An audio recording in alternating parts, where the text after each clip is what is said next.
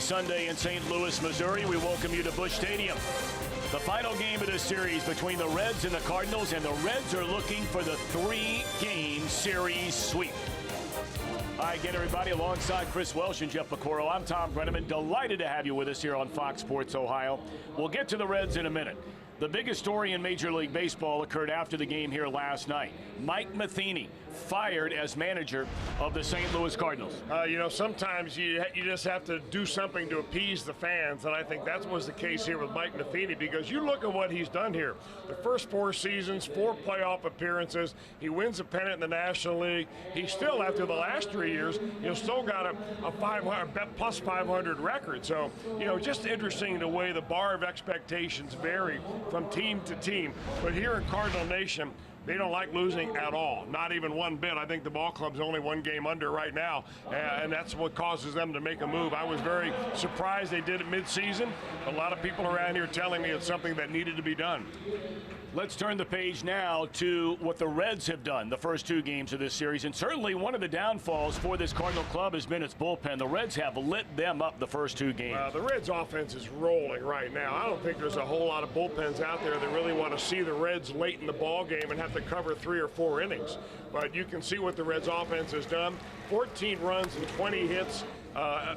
In 8 innings. I mean, these guys are just swinging the bat, and it's a team effort. I mean, everybody up and down the lineup is using the entire field, getting on base. It's on a roll, and it's really fun right now. It's funny, the other night when Anthony DeSclafani got the start in Cleveland, after the game, he said, I did not have good stuff at all. His catcher, Tucker Barnhart, said, didn't have good stuff at all. Yet, it was his best game since coming off the DL. That's what I love to hear about a starting pitcher, a veteran. Even though he doesn't have 100 wins out there, I mean, he's been around a little bit. He understands what he needs to do. And give me a guy who can go out there without a good feel or without a good fastball and still get the job done. He battles, he hits the corners. He did a great job against the Indians, and they're a pretty good hitting ball club, obviously. 7 innings of 1-run baseball, you'll take that anytime. His mound counterpart today, after the game, will be making his way to Washington, D.C. as a National League All-Star, Miles Michaelis. He's come a long way for a guy that was pitching in Asia just last year. I mean, he signed a 2-year deal here with the Cardinals. They didn't know what they had. I think the Reds were on him, actually, to try to sign him as a free agent, but they weren't going to give him $15 million over 2 years. The Cardinals had a leap of faith, and that's one free agent signing that has really worked out for them. When we come back, the State of the Union, if you will. Jeff Pecoro going to visit with Reds interim manager Jim Riggleman. Boy, what a job he's done since taking over this Reds team.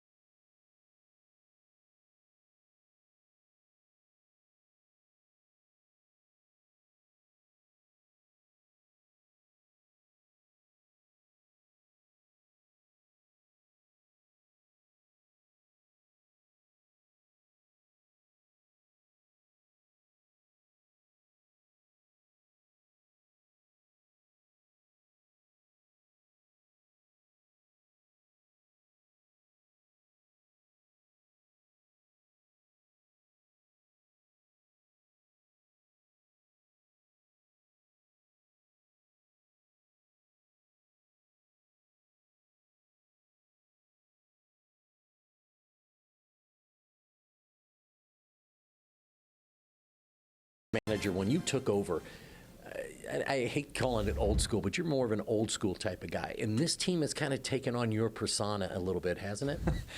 I don't know. I guess the old school moniker is something that I look at with pride, because I love the way people have done things through the history of the game, but you also have to realize that the game changed, times change, you got to adapt. And I've had fun to this point with being around these young players, and I'm old enough to be some of them's grandfather, so I've enjoyed that dynamic and the give and take with the players and so forth. But the bottom line is the game really hasn't changed that much. The relationships haven't changed that much. How you go about dealing with players, whether it's an old school method or whether you're more in tune with things that are going in today, the way they communicate with each other with social media and so forth. I don't do any of that, but it's still relationships with players and getting your message across, regardless how you get the message across. You're just trying to do the best you can and get the most out of the players that you can. And to this point, we're very happy with the way they've responded. This team is healthy, finally, after about the first couple of weeks that you took over. But you see that aggressiveness on both the hitters and the pitchers, and that's kind of the way you manage a little bit. Well, I think the aggressiveness from the pitchers, Danny Darwin and Ted Power, they've really convinced our guys to try to pitch in more. Mm-hmm. And certainly we're not ever trying to hit people, but you got to pitch in and, own both sides of the plate. And, that's a credit to those guys in the way that the pitchers have responded to their message. I think offensively, we got a pretty good ball club, and it's come to light after, for whatever reason, that first few weeks. Injuries was a big part of it, but also some of the guys who weren't injured just did not come out of spring training swinging the bat like they were capable. Jim, you come to the mythical break here, mm-hmm. and you look at the post-All-Star break. What is your message to these guys as they head home? Is it get back to 500? Is it get out of fifth, fourth, third? What do you tell these guys?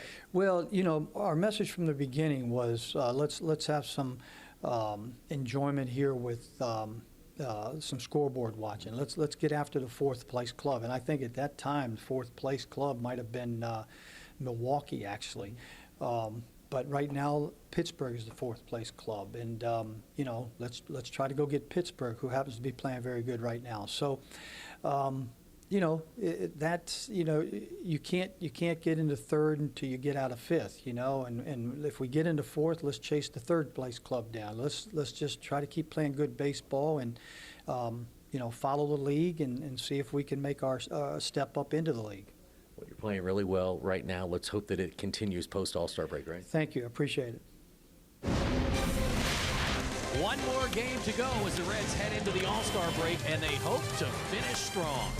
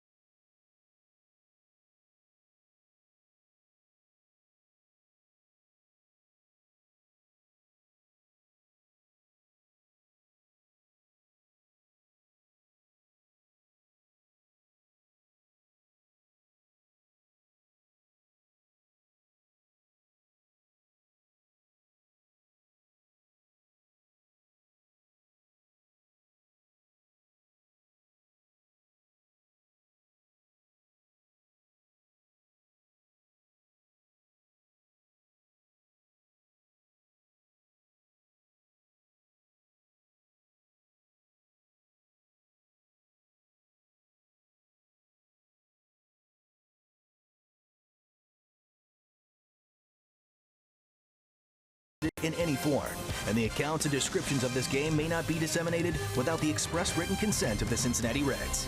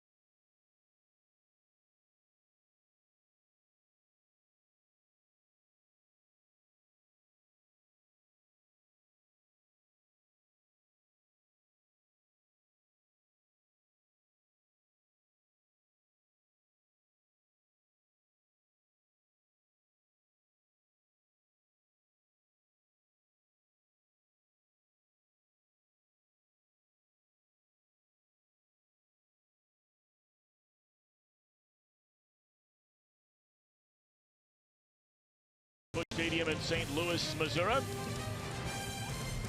And delighted to have you with us on this Sunday afternoon. Elk and Elk storyline, the storyline for the Redlegs. With a win today, it would be a 3-game sweep. Their first in St. Louis, going all the way back to 2006. They will make it 4 wins in a row over the Cardinals. Dating back to last year, they had lost 13 straight. And it would be their first 3-game sweep of this year. They've had a pair of 4-gamers. Look who they swept in those series, the Cubs and the Dodgers. They have a couple of 2-game series sweeps. But going for the 3-gamer here today in St. Louis.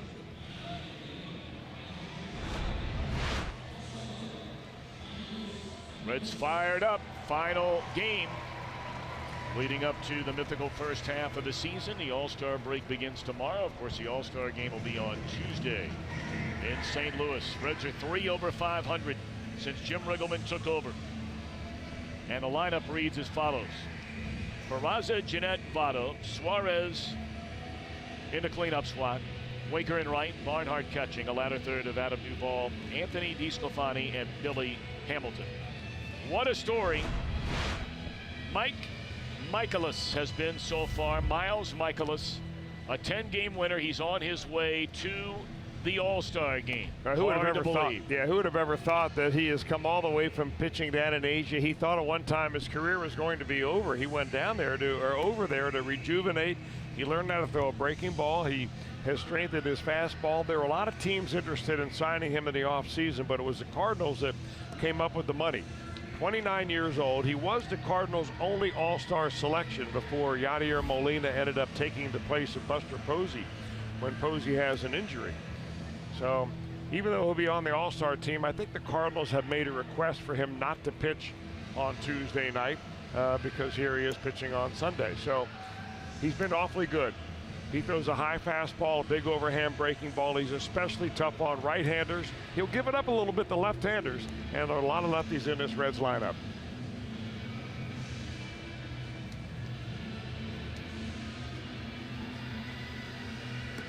Well, the new manager taking over after Mike Matheny was fired following a game last night is Mike Shildt. 49 years old, a North Carolina native, has been a member of the Cardinals organization going all the way back to 2004. He's been on their major league coaching staff the last 2 years. He has had incredible success managing in their system in the minor leagues. Won league championships in 10 and 11 with Johnson City of the Appalachian League, and 12 with Springfield. Most recently managed in 2016 their AAA team in Memphis. So his first game as a big league manager here today.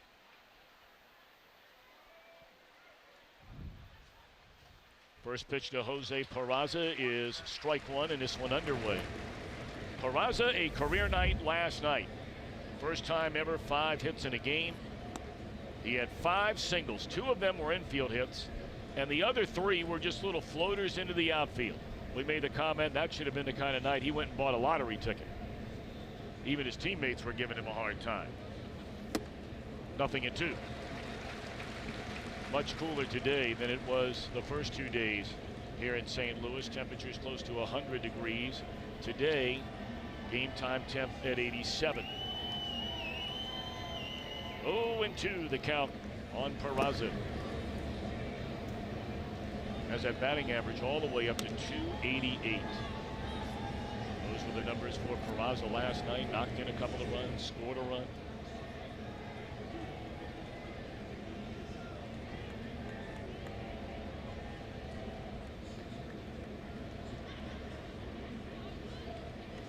One ball, 2 strikes.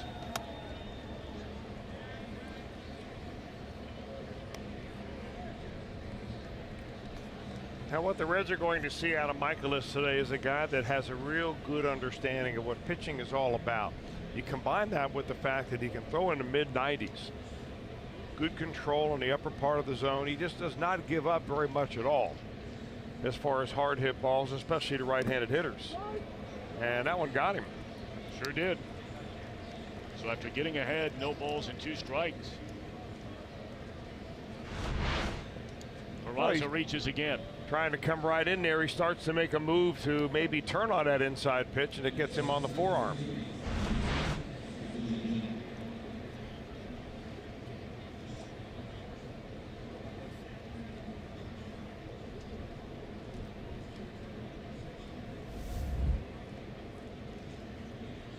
That'll bring Scooter Gennett to the plate. Of course, Scooter, along with the 2 guys batting behind him, will not be flying with the Reds back to Cincinnati tonight.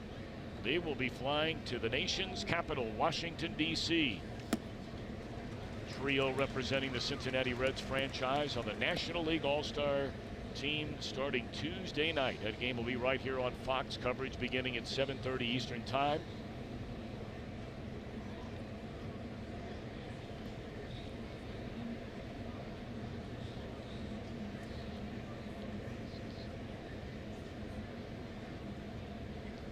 At 328, 16 home runs, 62 runs batted in. He had 2 more hits, was on base 3 times last night, knocked in a couple of runs. You got to go all the way back to Sean Casey in 1999. What a great year that was for the Reds. They lost, of course, in the 1-game playoff to the Mets, but that was such an exciting team. Scooter with 114 hits going into this final game prior to the break.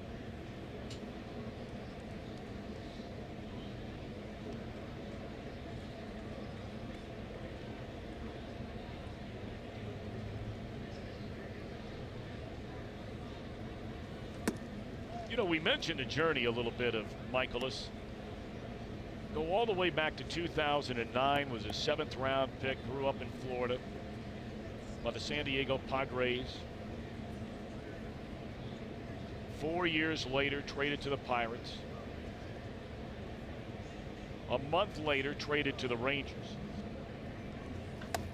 And as Chris mentioned, he wondered, was his career going anywhere? He got a chance to pitch a little bit with the Padres in 2012. Actually threw the ball very well for them out of their bullpen. But only a couple of games the following year. Spent most of the year in the minor leagues. Got hurt.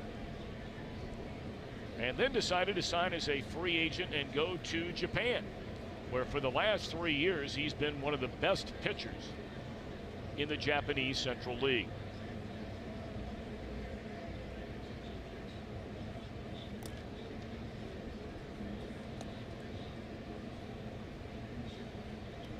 188 innings last year to lead that league in innings pitched. He also led the league in games started, strikeout to walk ratio, had the most strikeouts in the league, the third most wins, and the third best ERA.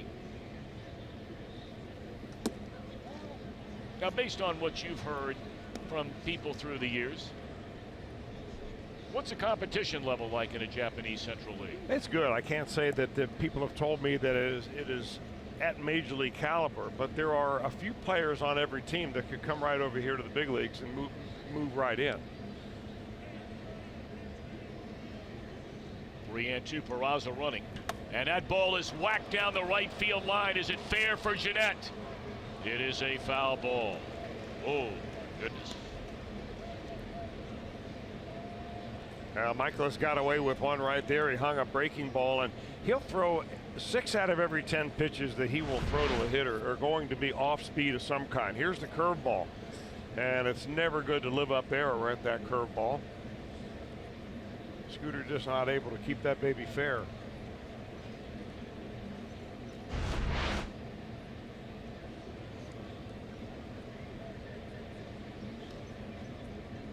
Again, a 3-2 coming to Jeanette, and this one is fouled off to the third base line with Peraza again getting started at first. One of the things that an experience in Japan will get a pitcher to do is use his entire repertoire. I mean, just don't go over there and start barreling in your fastball and slider. So he's come up with, you know, in order, his favorite pitches are a four-seam fastball, a slider, a curveball, a sinker, then a changeup. But sinker and changeup are really about the same usage amount. So he throws a lot of off-speed stuff. One reason why he's so tough against righties. Good little battle going on here.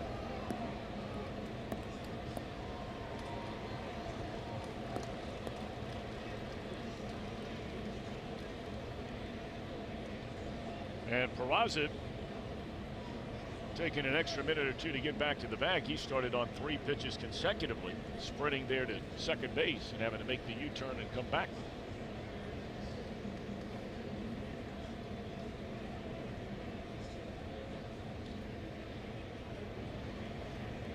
Again, a 3-2 coming to Scooter Jeanette. No, not so fast.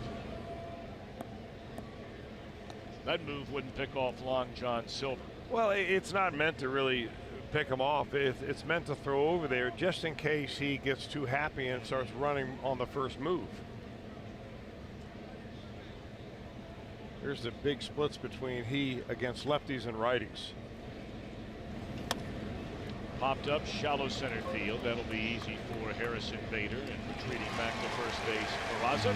So the first battle between Michaelis and Jeanette won by the Cardinal right-hander. The Cardinals defense presented by Ford. Mentioned Bader getting his first start of the series out in center. Along the infield, the same group we've seen this entire series, and Yadier Molina has started behind the plate every game of this series. They say Bader is an outstanding defender in center field.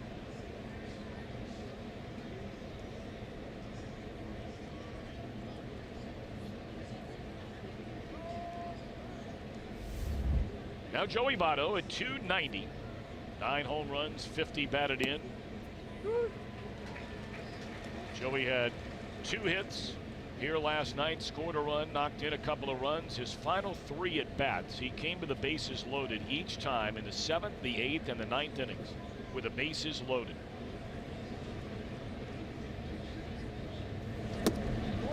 One ball, one strike.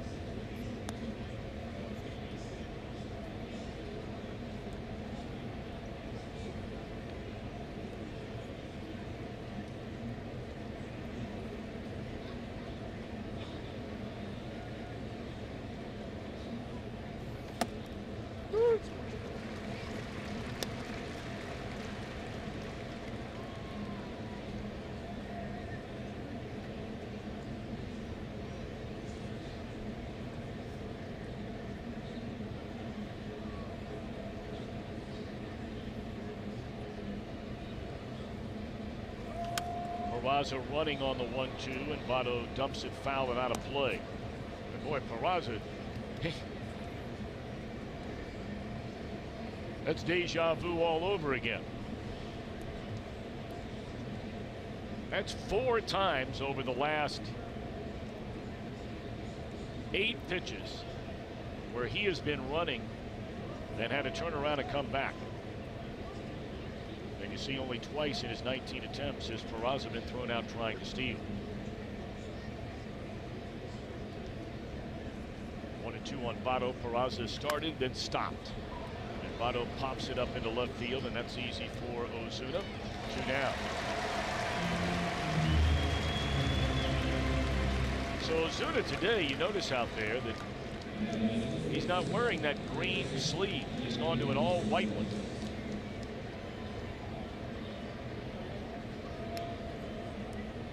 Maybe they washed it with the wrong detergent. I've done that. That will happen every now and again.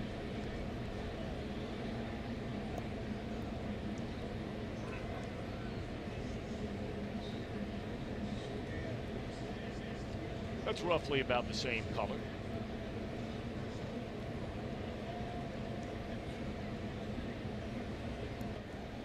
Eugenio Suarez, another big game here last night. Had the 2-run single in that 4-run 7th inning when the Reds took the lead. He comes into play with a National League best 71 runs batted in. Ball 1 away.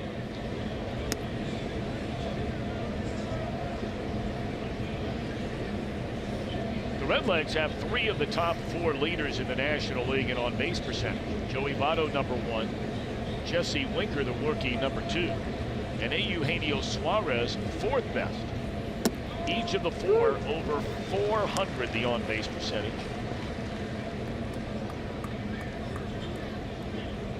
Bring it up because there are only 4 other players in all of baseball that have an on-base percentage over 400.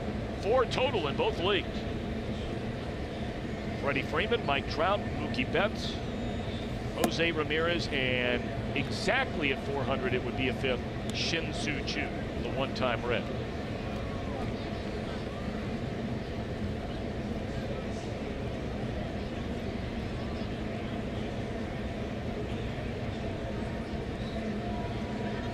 Two and one on Suarez, and Michaelis delivers.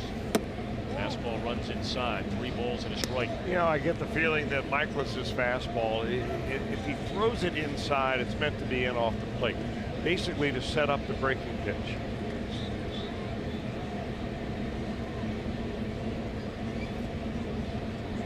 He wants a slider.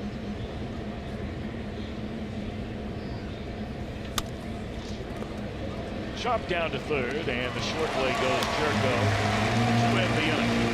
1 left. Anthony DeSclafani to the mound when we return.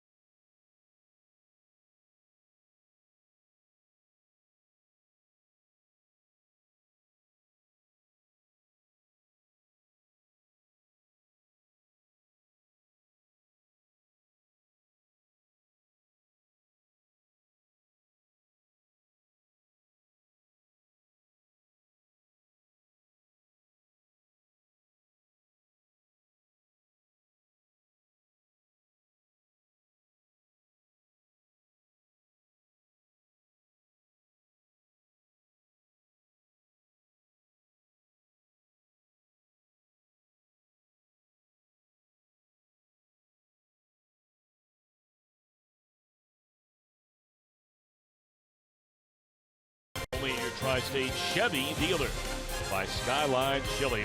Feeling good. It's Skyline time. And buy, step up to GMC with nearly $4,000 purchase cash on an Acadia Denali when you finance through GM Financial. All right, the first ever lineup card under their interim skipper. Mike Schilt reads as follows. Carpenter, Molina to the 2-hole, DeYoung in the 3 spot, Ozuna, Jerko, Wong in the middle, a ladder third of Fowler, Bader, and the pitcher Michaelis against right-hander Anthony DeSclafani. First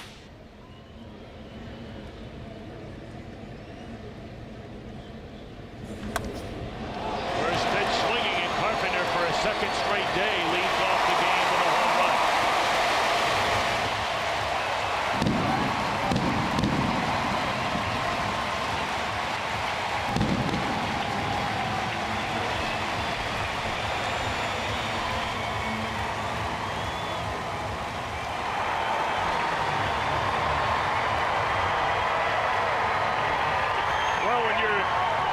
Your first game in the big leagues, that's a way to get it started. You get a get-ahead fastball right thigh high, right down the center of the plate to one of the hottest hitters right now in all of baseball. And you wouldn't characterize him as a home run hitter, but that's basically all he's been doing here the last few weeks. Getting the ball in the air and watching it go bye-bye. Well, that's 19 of them now. And that is the 20th time in his major league career where he's led off a game with a home run. Only Lou Brock, Hall of Famer in Cardinals franchise history, with more career leadoff home runs than Matt Carpenter.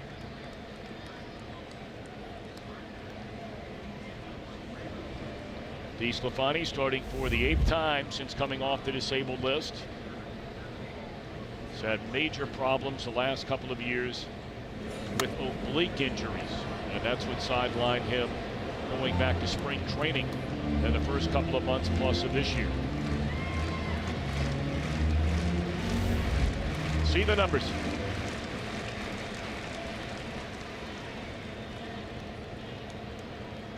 Like most of the Reds starters, averaging just a little more than 5 innings per start. That's still an area where the Reds most of the year have ranked dead last in Major League Baseball. The numbers of innings pitched by their starters, though recently that's beginning to turn the corner a little bit. Grounded foul by Molina. 3 balls, 2 strikes.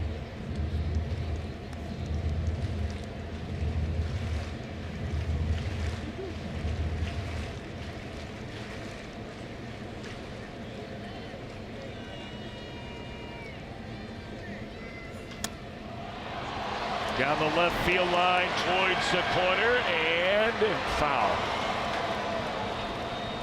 Right in to the flower bed.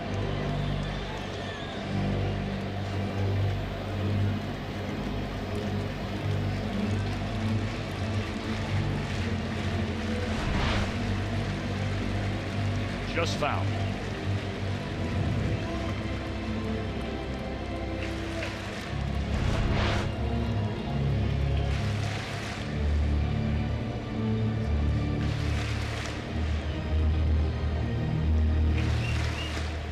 By the way, for DeSclafani, he has now given up 11 home runs in 40 innings so far this year. That's been another problem area for these Red starters. By far, they've allowed the most home runs of all starting rotations in the league. Gone swinging is Molina for the first out. Look at the Reds on defense, presented by Ford. Hamilton has been marvelous per usual in center field. First 2 games of this series. This infield among the very, very best, offensively speaking, in Major League Baseball. And again, Tucker Barnhart back behind the plate. He got a day off yesterday.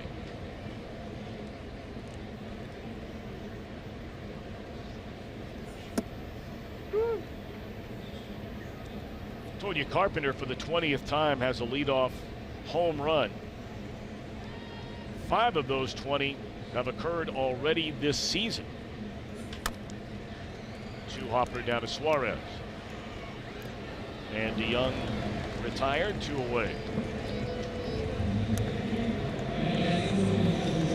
A little little bit more like it right there for DeSclafani. You know his MO. He likes to keep the ball down. He uses a little cut fastball, a little sinking fastball, tries to paint the edges basically with most of it. And for the most part, he tries to pitch to contact rather than try to go out there and strike him out.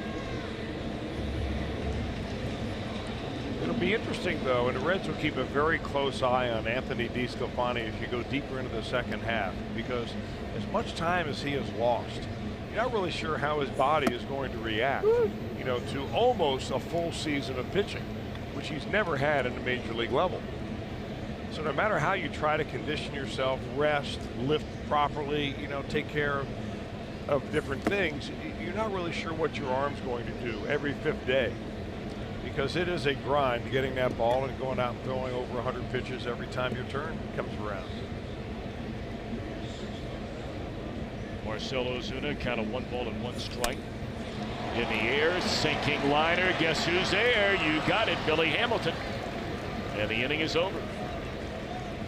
A home run by Carpenter puts the Cardinals in front 1-0.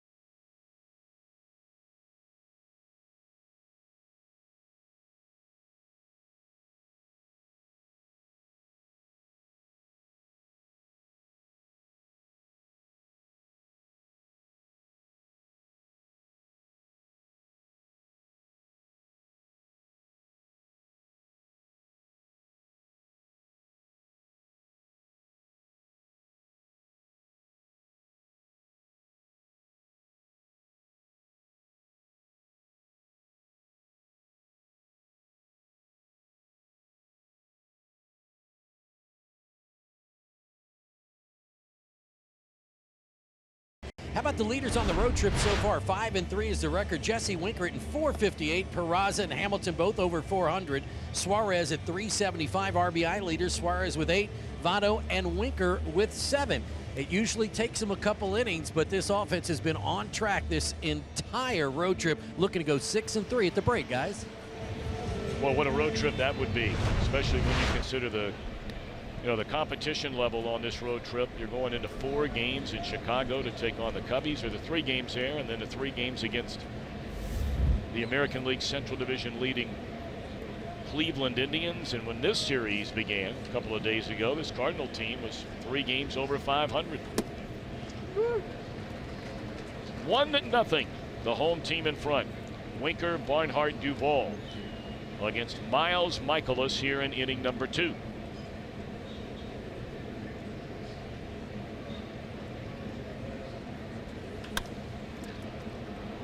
Knocked down by DeYoung. And he still has time to throw out Winker, 1 away.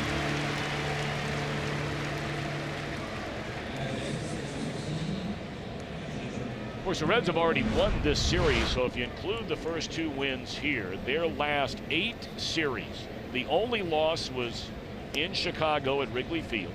They had the 1 split against the Brewers. But 4-0 against the Cubs, now a first-place team. Yeah, 2-1 against Atlanta, first place team. 2-1 against Cleveland, first place team. This will be the second out.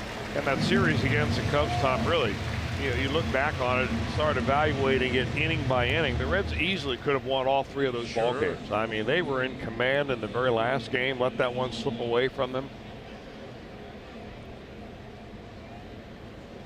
This could have been, could have been with a capital C, one of the best road trips in Reds history, had they been able to pull off a couple of those wins at Wrigley Field.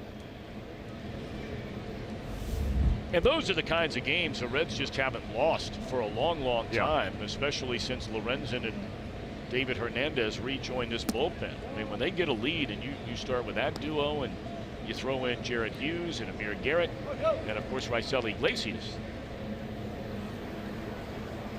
When the Reds have a lead late, they have been fabulous. Well, it goes to show you what good health can do. Sure. I mean, the Reds are one of the few teams in baseball that don't have any one of their big guys on the disabled list right now.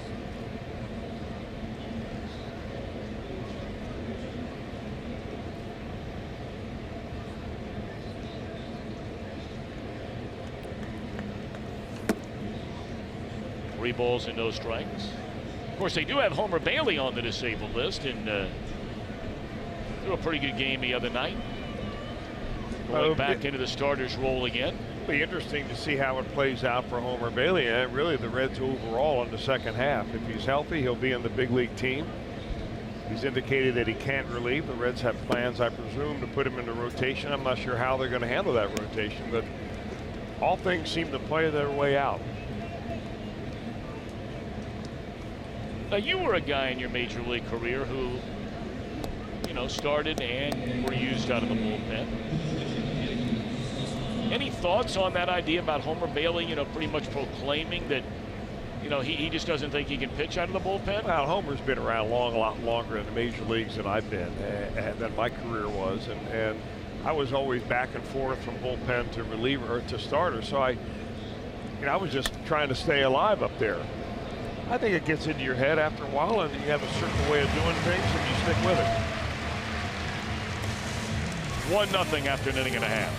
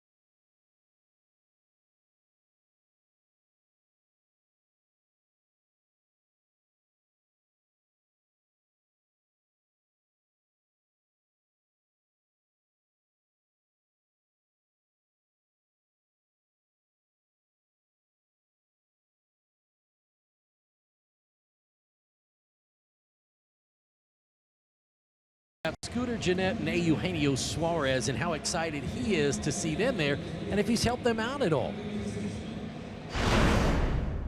No, I think it's best when guys take it in themselves and get to enjoy it themselves. And I don't know, it's a really exciting time. And it's kind of a no-rules sort of environment, which is what makes it the most enjoyable. Guys pretty much do whatever they want and bring whoever they want into the clubhouse, and then we all have a great time together. Tommy Chris, he said he is so excited for those two to be making their first All-Star appearance, and if they need help with anything, he's there to give it to them. Well, I know that Scooter is really excited. Spent a little time with him earlier today before the game, and boy, is he fired up. Popped up into right.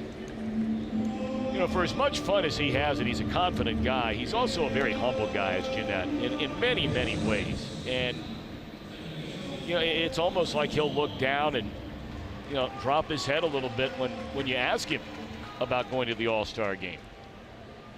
But he's really excited. And Suarez, I mean, he walks on the bus this morning. He's high-fiving everybody. You know he's ready to go right now.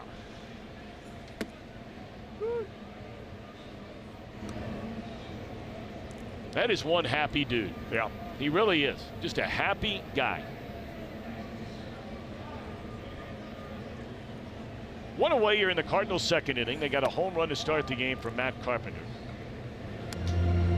And here's Colton Wall.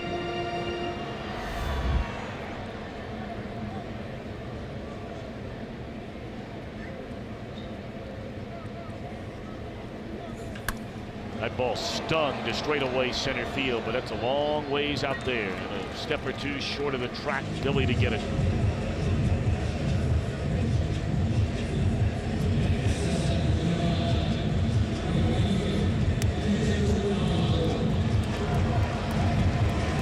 Now, so far, so good for Anthony DeSclafani. This will be his 18th pitch of the ball game, and he's 1 out away, maybe 1 to 2 pitches away from going 2 full frames and not even having 20 pitches under his belt.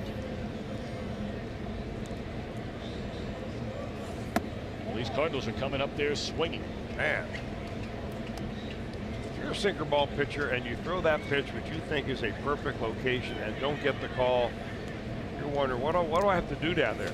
Well, the umpiring in this series behind the plate has been very, very tight. Very tight, especially the lower portion of the strike zone. Shane Lyman's partner is a home plate umpire today. He's the AAA call-up to this crew, and a young man that hopes at some point become a full-time major league ump. Jim Reynolds, the crew chief at first. John Tumpane at second. Chris Guccione is the umpire at third.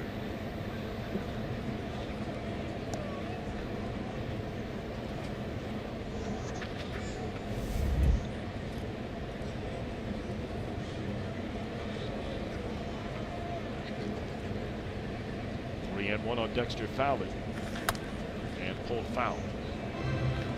The way Fowler's been going, you cannot walk this guy.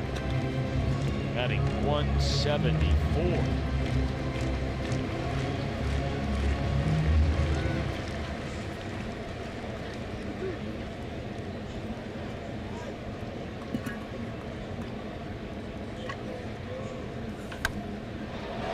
In the air, right center field, hit a long way. It is out of here.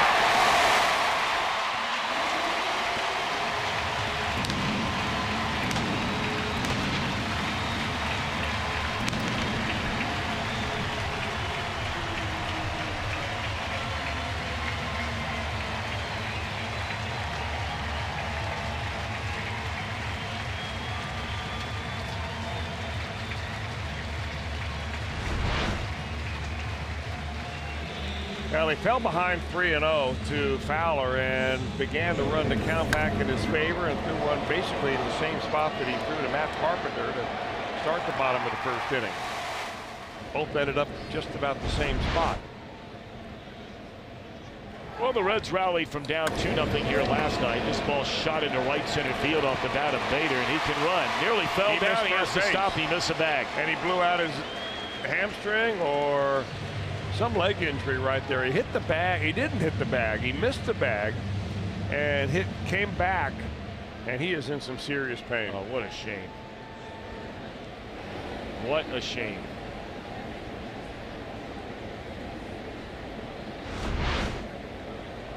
I think he's coming around the bag right here. If you watch his head, he's probably watching where the ball is right there and doesn't really look now. Actually, he gets before he hits the bag.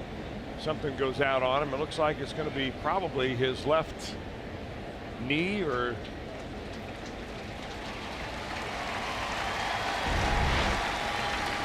well, he's up right now standing on the base. It'll be a miracle, at least in my mind, if he stays in the game the way he was writhing there in pain just a second ago.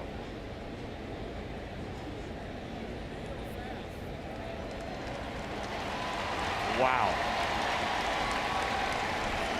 That's the second player we have seen, Amir Garrett being the other, where both players were completely sprawled out.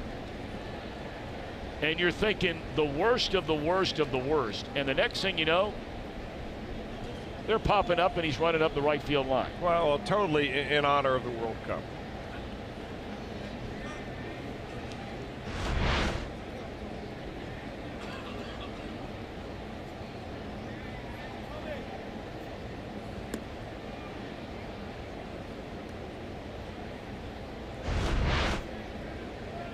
They're going to take him out of the game. Tommy Pham's coming out of the dugout right now.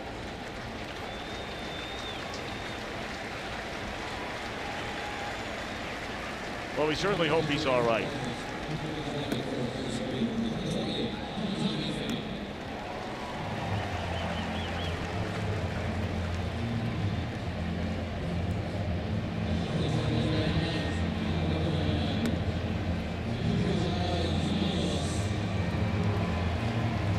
Pham will take over. He has been fired in a horrific slump.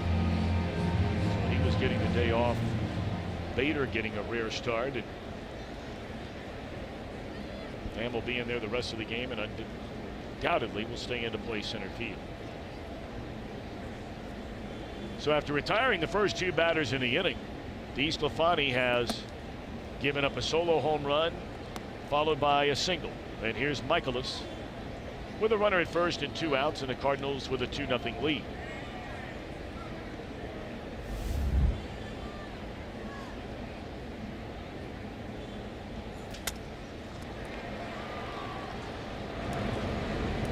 That'll take care of the Cardinals in the inning.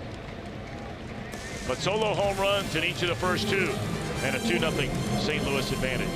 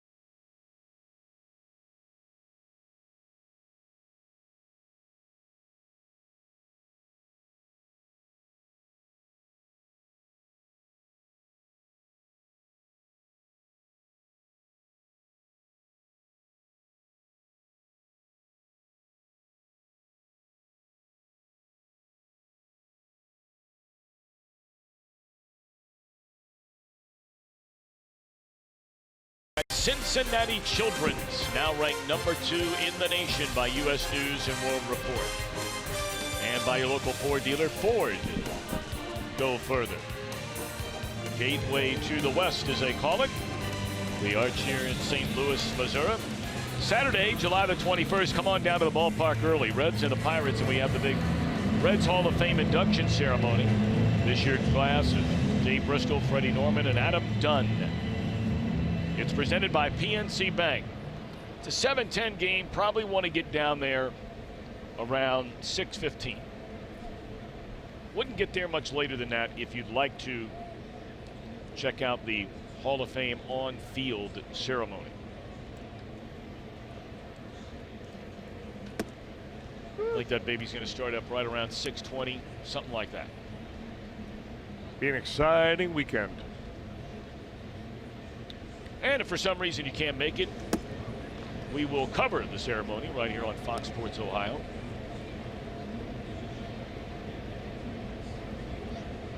George Grant will be back in town. He'll be a big part of the Hall of Fame celebration over the weekend. You too, Chris Welsh and Jim Day and Jeff Pecoro, a cast of thousands.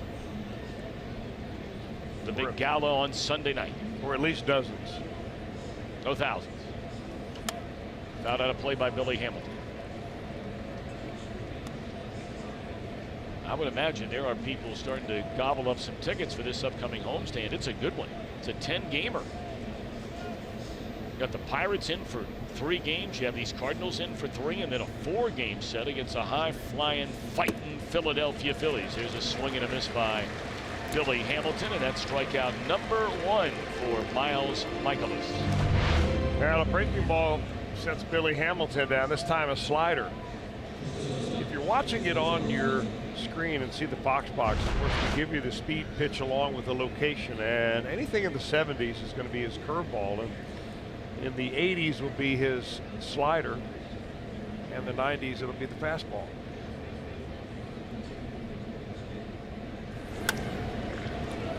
Boy, and the hits just keep on coming for Jose Peraza. What a But now nice, that easy one hit with swing. authority. Just a nice, easy, very efficient level cut. Get the bat in the hitting zone.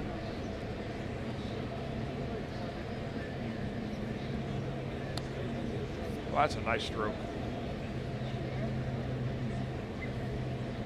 Very little leg movement. You know, we showed you over the last year or so how often he would change in the batter's box. There was a time last year that he was actually stepping backwards with his back foot as the pitch was coming in order to try to stay back and keep his head still. He's figured it out now. Here's Scooter. Down a strike. Scooter, a lengthy at bat his first time up, wound up hitting a fly ball to shallow center field after just missing a home run down the right field line. Saw Peraza, who was hit by a pitch to lead off the game, got started numerous times in the first inning, taking off for second base, but every time had to come back after a couple of fly balls. Pulled out of play, 0-2 on Jeanette.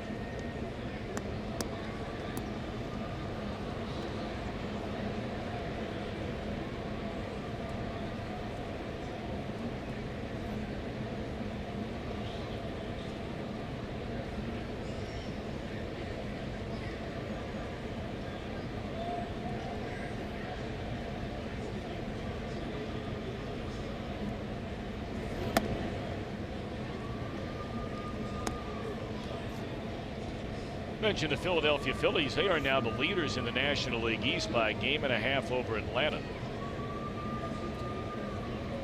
Boy, and the woes continue for the Washington Nationals. That team lost their last 2 games, 1 game under 500. They're hoping good health can lead to better days over the final 2.5 months of the season. Right now, they would have to be considered by far the single biggest disappointment of any team in Major League Baseball, and it's not even close. Because all the other teams that were supposed to be good are good. Took the Dodgers a while to get going, but now they're headed in the right direction. 9 games over 500. Arizona was expected to be good. They're good. Cubs were expected to be good. They're good. Houston, the defending world champions, Cleveland, Boston, the Yankees, everybody thinking all those clubs were going to be good, and they've been good. But not the Nationals.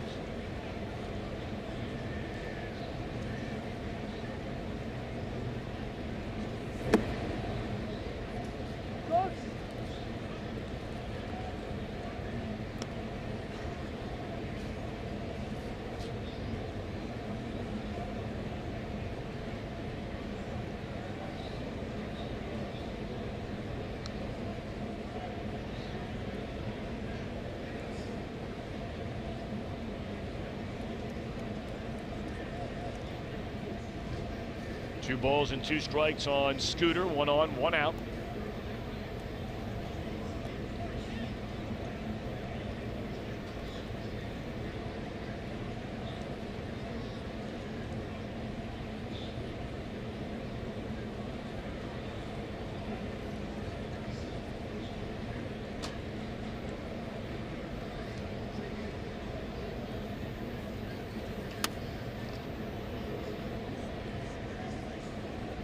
You know, we really haven't seen Scooter go into defense mode. This is something that Joey Votto does a lot. Get a pitch you don't like with 2 strikes and you just kind of foul it off to keep the at-bat going. Hit a long at-bat the first time. And Michaelis looks a little bit perturbed. He did the first time when Scooter fouled off a few pitches. And you're thinking, well, exactly what do I need to do right here to get this guy to hit the ball and play on the ground? Well, he did just that, and he'll get the double play to end the inning.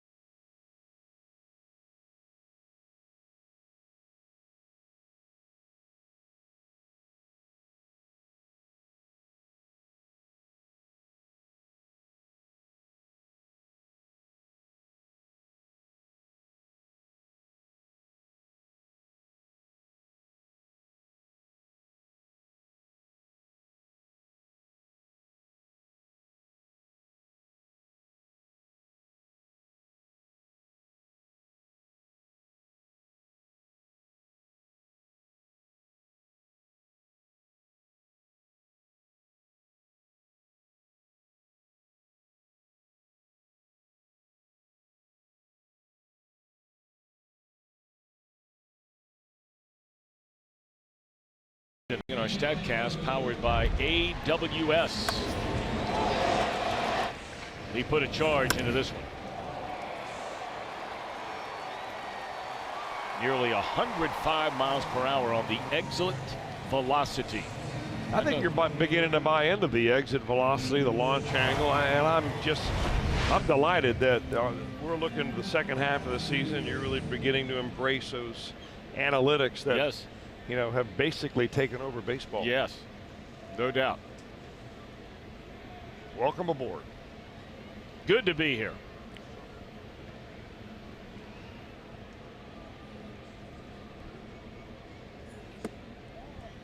Carpenter to be followed by Molina and DeYoung.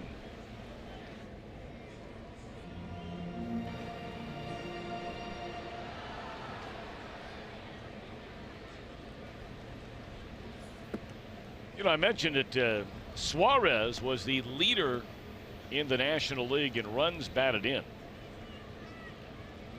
But what a weekend it has been for Javier Baez.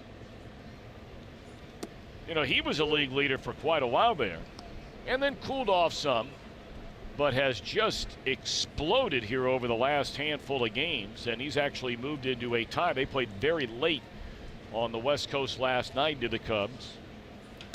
Straight up in the air. And Hamilton there to get it one away.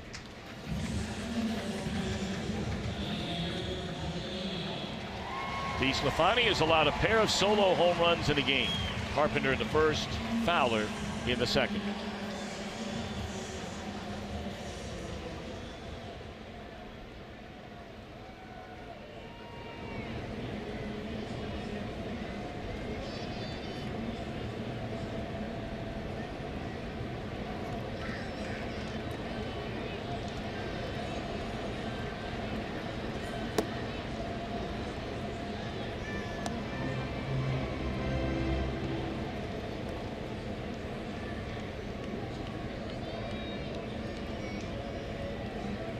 Molina struck out swinging against DeSclafani in the opening inning.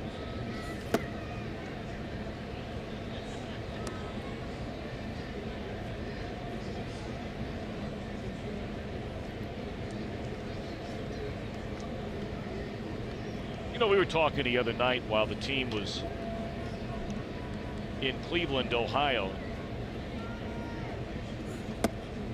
You know, the Reds and the Indians, they play one another every year, like the Cardinals play the Royals, so many other natural rivals.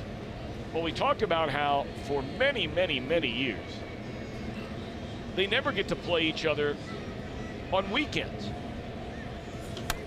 And yet, whenever you see the Angels playing the Dodgers, this is back-to-back weekends now. The Angels and Dodgers are playing against one another. 3-game weekend series.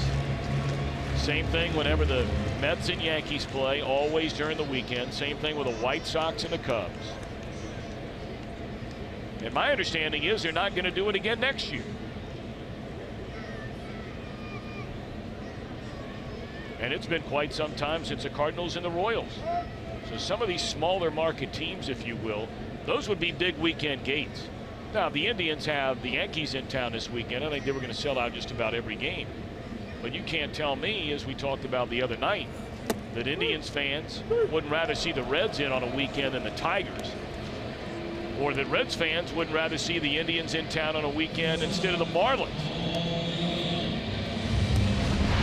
I don't know how they figure that out. Well, they kowtow to the big market team.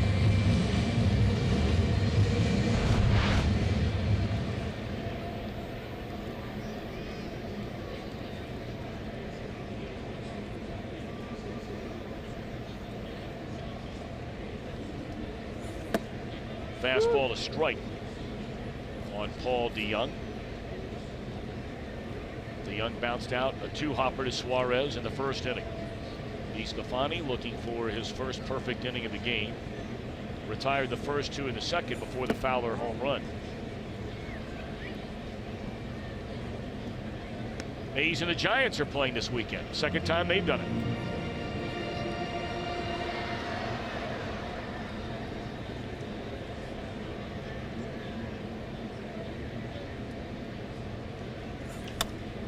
Straightaway center field. Nothing to it for Hamilton, and DeSclafani knocks him down in order. Reds have Votto, Suarez, Winker coming up. Down 2-0.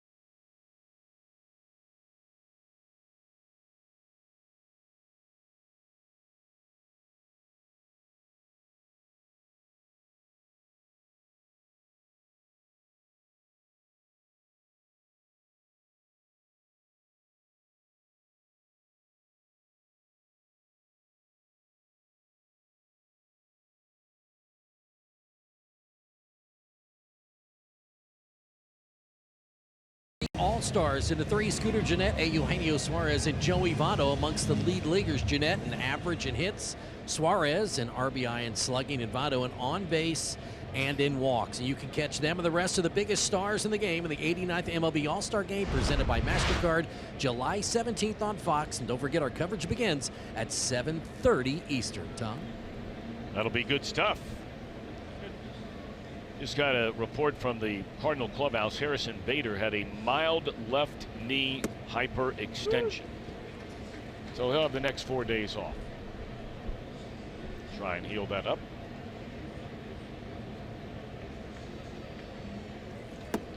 Three, 4, and 5 in the Reds batting order. Votto, Suarez, Winker. Reds are trailing Miles Michaelis, a National League All-Star, and the Cardinals 2-0. So Votto and Michaelis going head-to-head here today. On Tuesday night, they'll be playing for the same team. Although we mentioned earlier the Cardinals have requested that this young man not pitch in the game. He will still go to the All-Star game.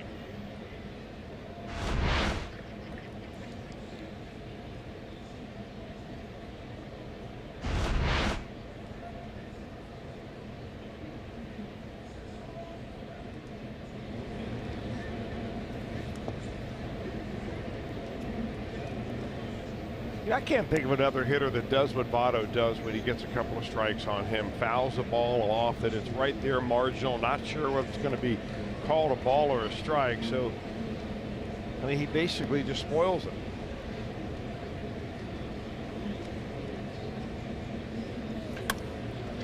He drives this ball into right center field.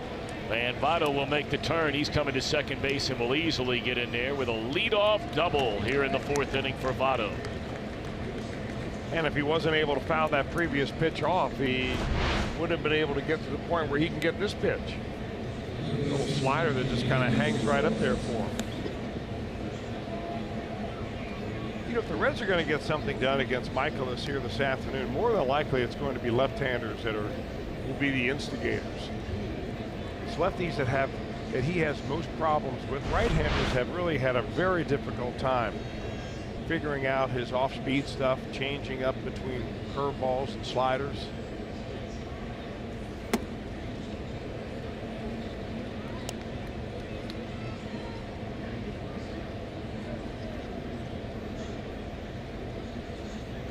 There's the lefty-righty splits we were talking about, and that batting average, I covered it up, is the 3rd lowest in the National League there against right-handers. And I think one of the reasons why the Reds offense is doing what it is doing this year is because they've got a really nice blend of lefties and righties. And one of the things that the Reds are considering as they look at Scooter Gennett, maybe they're going to talk long term, maybe not, but it's a real advantage to have a left-handed hitting infielder other than your first baseman.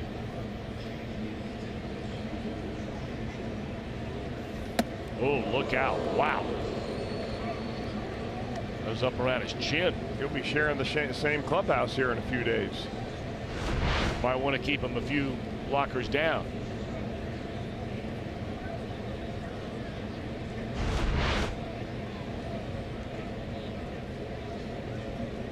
Boy, you think he's snapping off a slider or a curveball right here? Suarez like to snap one off in the left center field bullpen. There is that breaking ball and missed it.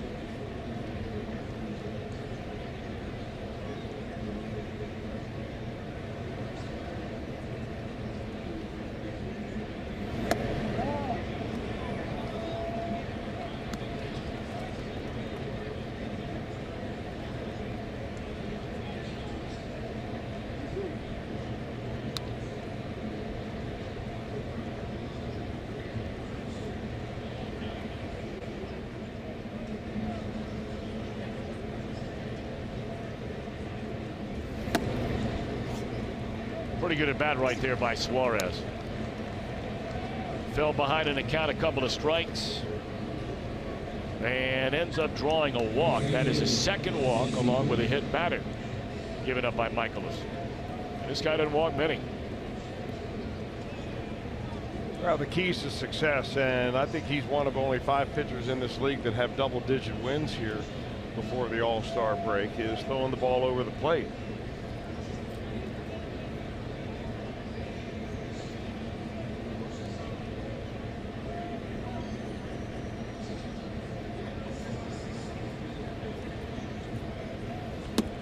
Breaking ball is high to Jesse Winker, and now all of a sudden, I don't know what that was all about. Michaelis was bent over there, and you know, I saw that him was really weird. I saw him between innings, kind of exercising his arm with his glove in his right hand, kind of going through the pitching motion as if, you know, your shoulder. You don't do that unless you've got a little stiffness or you got a little pain spot that you get to. And pitchers are always testing their arm. You know, if they got a little pain or a little, even just a little feeling, you know, it's just human nature to keep twisting your arm until you. How far can I go before it hurts? You know, does it hurt? Is it serious? Is it deep? Is it something that ice can take care of? You know. And I'm wondering if maybe something's bugging him. He's not finishing his pitches at all right now. Tries to feather in a little changeup and just slowed his whole arm down.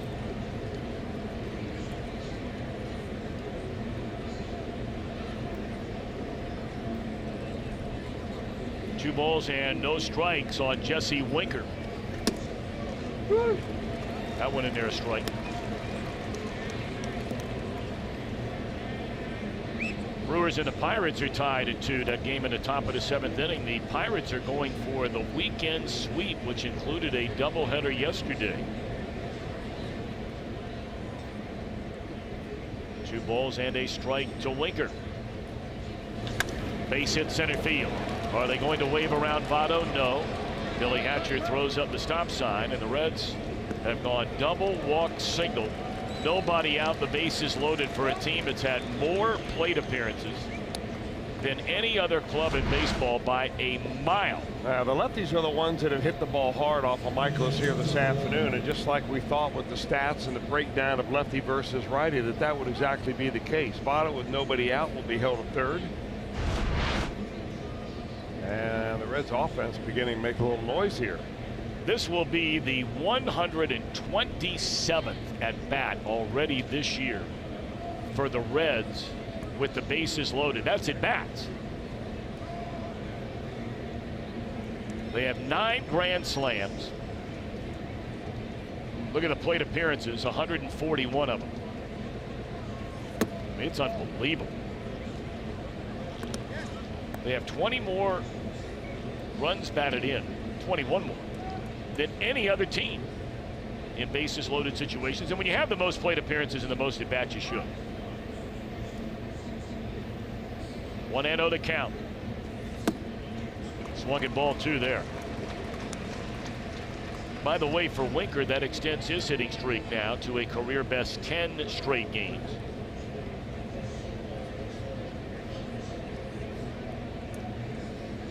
Reds have them loaded with nobody out.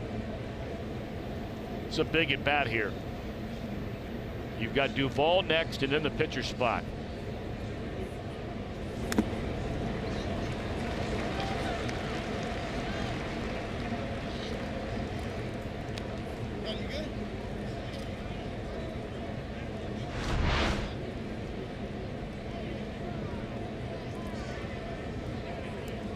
Yadier Molina last couple nights been beat up pretty good. I was a little surprised to see him in the lineup here today, even though he's an iron horse behind home plate. He was really beat up yesterday, and that was a long day of baseball. You agree? You know, I really hadn't even noticed. But he did get beat up.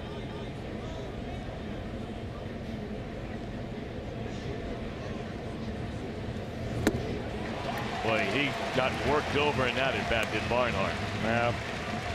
Tucker's been sagging a little bit offensively here in the month of July, and he just chased that breaking ball.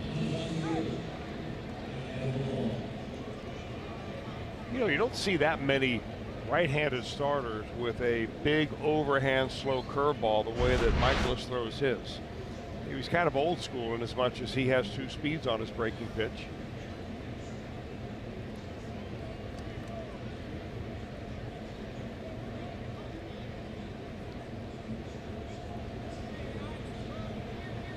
All right, big at bat now for the Reds with a pitcher due up next.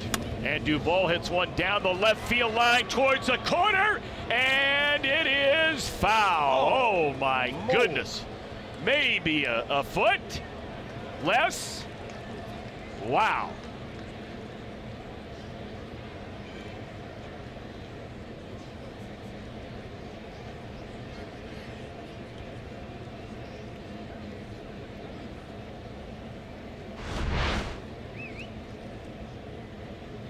Look at that. Maybe not even a foot. The last second.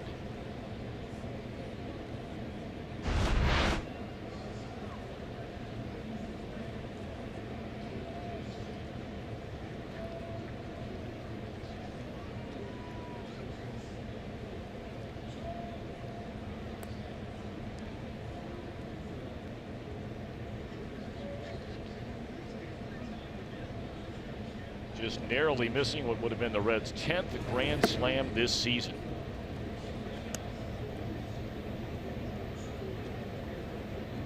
Of course, one of those belongs to that guy right there. What pitchers have 2 of the Grand Slams this year? DeSclafani and Michael Lorenzen. 1 ball and 1 strike on Adam Duvall.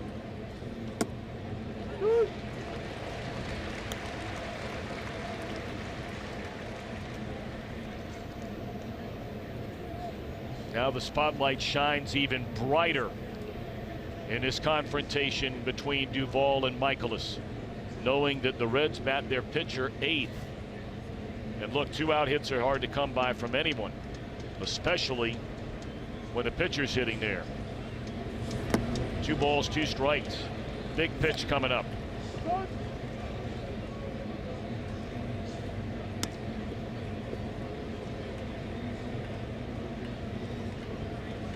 Sellout crowd on hand. Sun has been peeking in and behind clouds all afternoon, though far more comfortable than the last couple of days here in St. Louis. Not nearly as hot. Great day for baseball in a big situation here. Bases loaded. 1 out.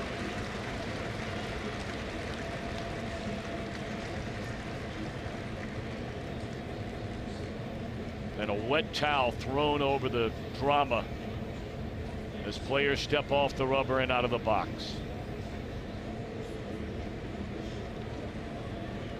Here's the 2-2 delivery. We'll do it again.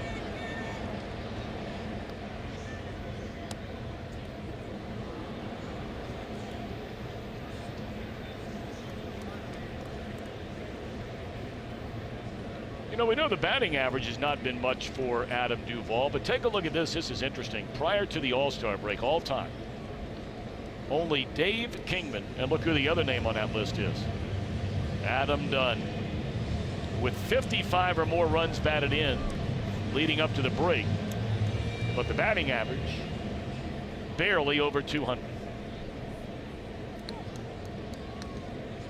That's a list of all or nothing at all. King Kong boy, he could hit him a long way. 2-2 to count. And that'll be a base hit by Duvall. That'll bring in a couple of runs.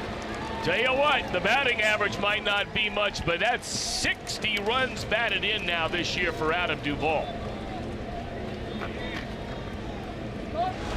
Yeah, he was one guy that early in the year didn't complain about it, but you could see that he wasn't happy at all with that way the outfield rotation was happening.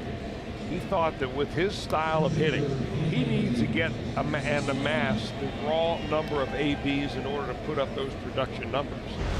And he comes through again with a base hit that drives in 2 and ties the ball game up. Right now, DeSclafani only has 3 hits all year. One of them, the Grand Slam we brought up earlier, and squares around a butt Breaking ball stays up and in. 2-2 game.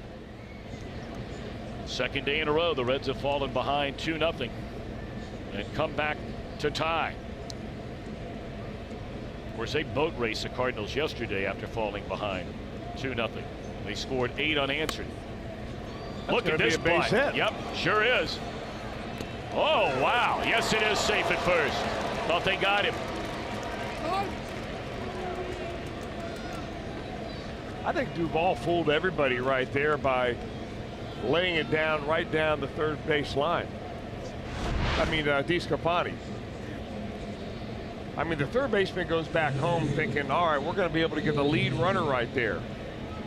But the pitcher, Michaelis, didn't get over there nearly in time, and we'll see if DeSclafani's safer out. In there, no review. So they are loaded now for Billy Hamilton. Still only 1 out.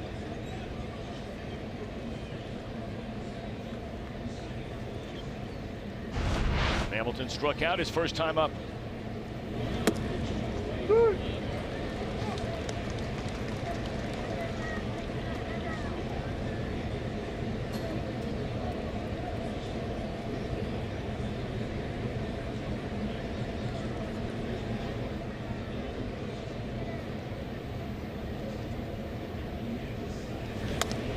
Grounded foul, and Michaelis jumps in front of Billy at 0 balls and 2 strikes.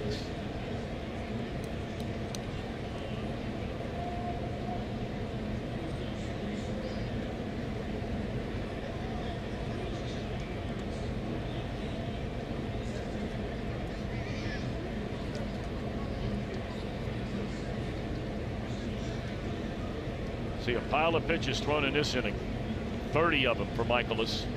And already here in the 4th, he's up to the 75 mark.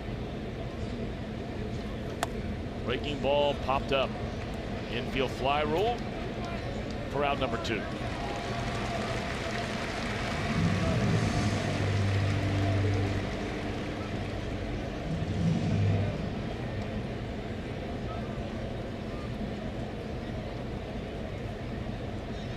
Looked like Billy Hatcher was over there giving some serious instruction of some kind, and Jesse Winker pretty animated right there for Billy. I wonder if it had something to do with, I don't know, making an attempt to run down a third base line after the infield fly is caught. Of course, you have to tag up on an infield fly if you're a runner. Best advice is just go back to the bag and hang there. Here's Peraza. And he's down a strike. Peraza hit by a pitch in the first inning, got a single to center in the 3rd. It just seems like the deeper that Michaelis gets into trouble, the more he breaks out his off-speed stuff.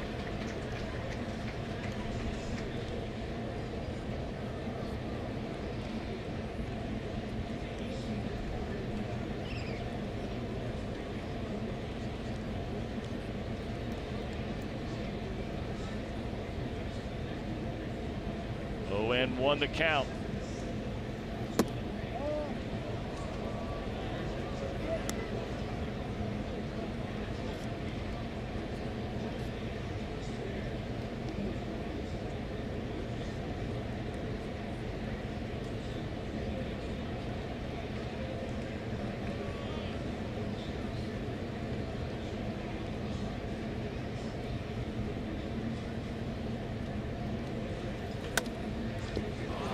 Michaelis can't find a handle, and the throw is not going to be in time. This Cardinal defense has been an unmitigated disaster the entire year. And strangely enough, their pitchers are the worst fielding pitchers by a landslide in Major League Baseball. I think they're going to take Michaelis out of this game. I think you're right about that.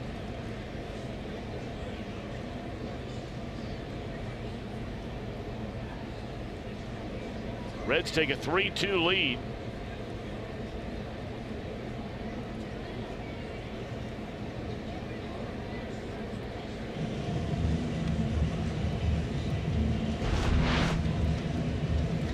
I think they scored that a base hit.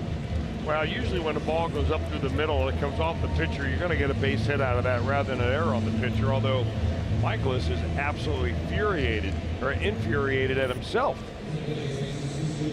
for not being able to make that play. giving up 3 in this inning. And now Scooter Gennett steps to the plate. This could get a whole lot worse for Michaelis.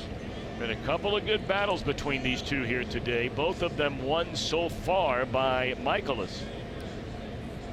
We got Scooter on a fly ball to center. And then on a double play comebacker to the mound his last time up. You know what gets lost in the box score, Tom, the base hit up the middle, yes, but the way that Peraza hustled down the first baseline, I mean, right out of the batter's box. You know, normally you hit a ball back to the pitcher and you're thinking, oh, I'm automatically out. He didn't let up one bit. Had he let up, it was a bang-bang play at first base. He would have been out. He has been on base 8 times in the last game and a half. Straight up in the air, and this should end the inning. Third baseman looking for it, and the ball's going to fall in. Holy Moses.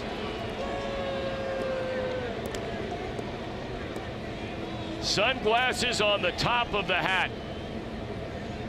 Holy Moses. Boy, if you're a little leaguer at home, just go ahead and turn your head right now. Because those glasses are doing nothing but style points on top of that bill of the cap.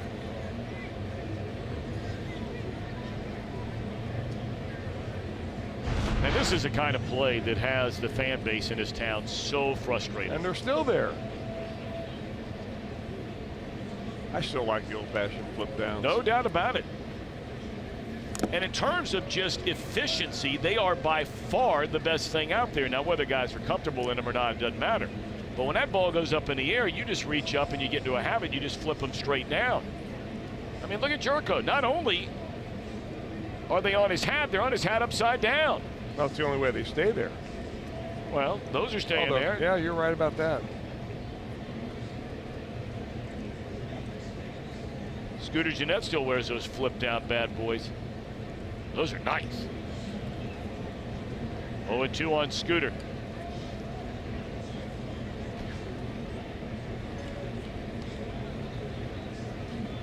Now, Colton Wong grew up in Hawaii.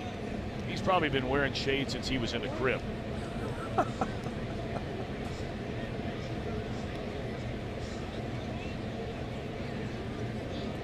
I mean, you're Mr. Hawaii. Am I right or wrong? All I got to tell you, where Colton Wong is from in Hawaii, it rains about 400 inches a year. Well, then you have to shade your eyes from the rain. He probably has windshield wipers on those days.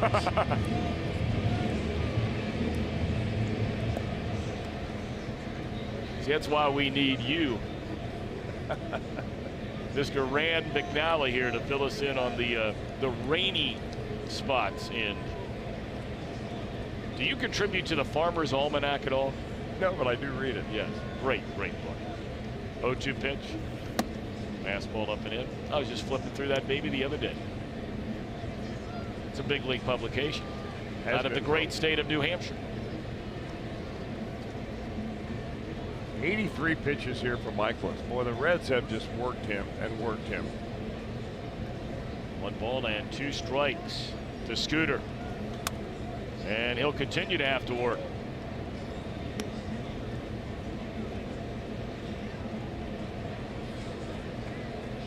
Nice to hear from our old buddy Paul Keels, the voice of the Ohio State University Buckeyes. And what a voice it is. Oh man, what a voice. You kidding me? He's the best.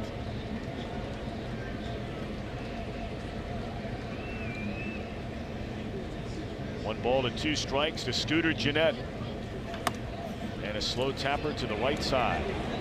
Getting over. But the Reds come back from 2-0 down again. And they lead by a run.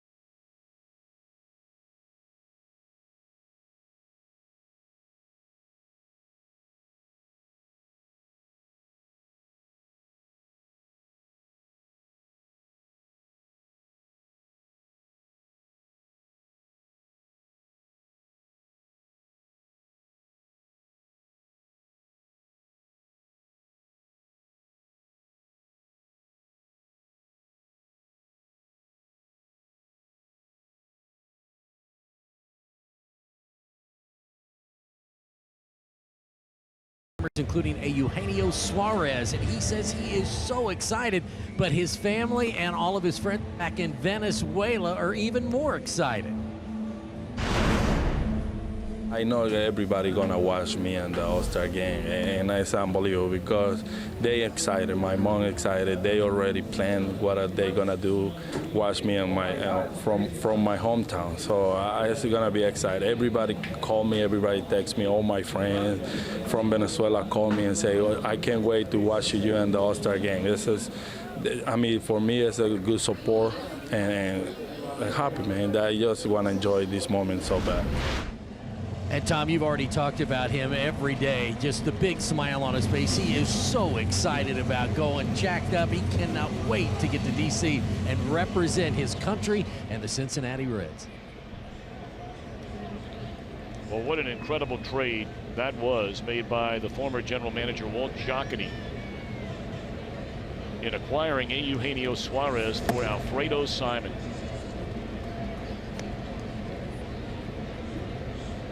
Of course, Suarez was rewarded with a 7-year contract during spring training this year. All right, DeSclafani now has been handed the lead. Let's see if he can bring it home. We got a long way to go. It's only a 1-run lead, but it's a lead. Ozuna rips one up the left field line. And here comes a throw, and he's going to have to stop. Red's got a favorable bounce there. Instead of that ball rolling all the way down into the corner, he had hit off that wall and ricocheted right over to Adam Duvall. That's a break.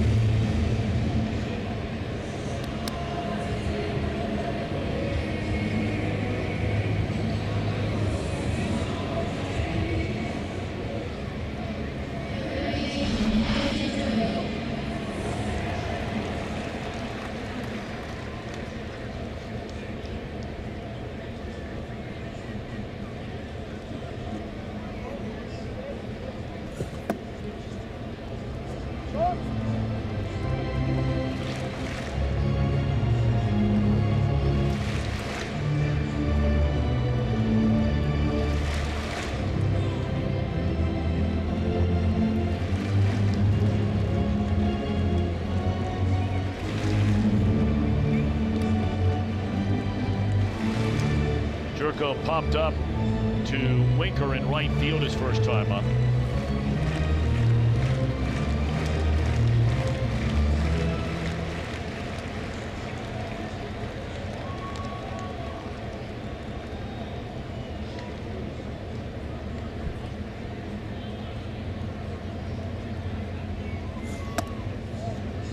Two and 0.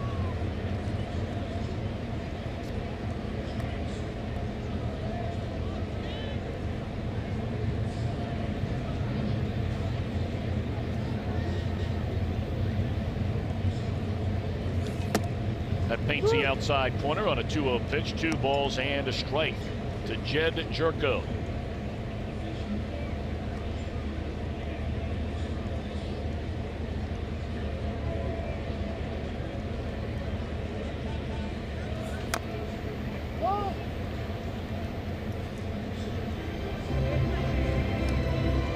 Ozuna has a couple of stolen bases. Those are his only 2 attempts, successful ones. And it's 2 balls and 2 strikes on Jerko.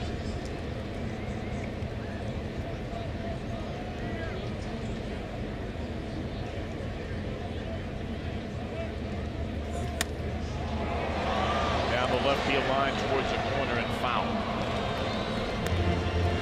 Seen 3 of those down in that corner today. Everybody getting a souvenir down there today. Yeah.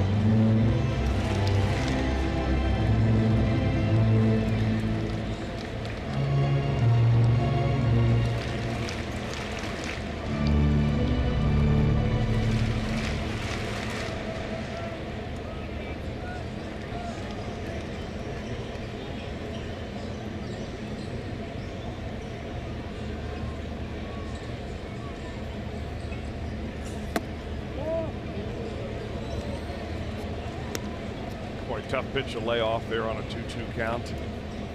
DeSclafani just about threaded the needle right on the knees and on the black. And I mean, how do you take this pitch? Unless you're just so fooled that you can't pull the trigger.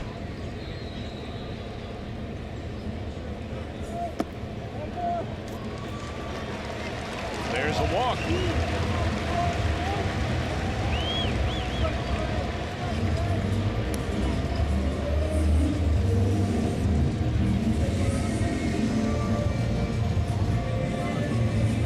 Reds fans, we invite you to follow Fox Sports Ohio on Instagram to keep up with game highlights and so much more. Follow along at Fox Sports OH. So after being given a lead, DeSclafani all of a sudden has been unable to retire a batter. A single and a walk. And now Colton Wong, who hit the ball very hard his first time up, lined out to Billy Hamilton in center field, looks at a strike.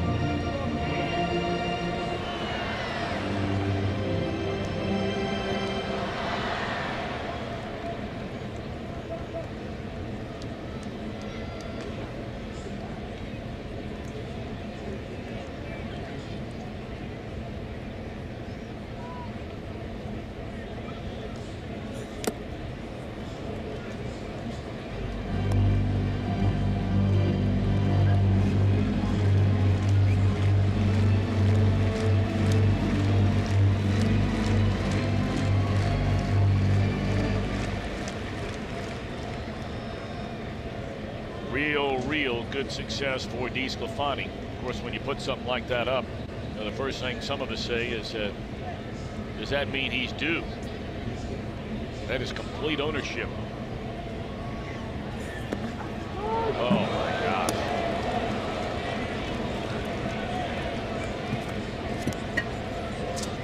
Single walk hit batter on an 0-2 pitch.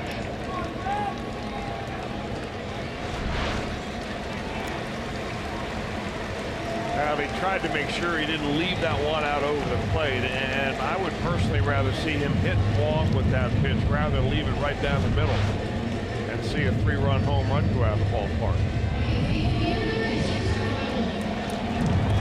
And run on the toe that time. That will now bring out Danny Darwin for the trip to the mound.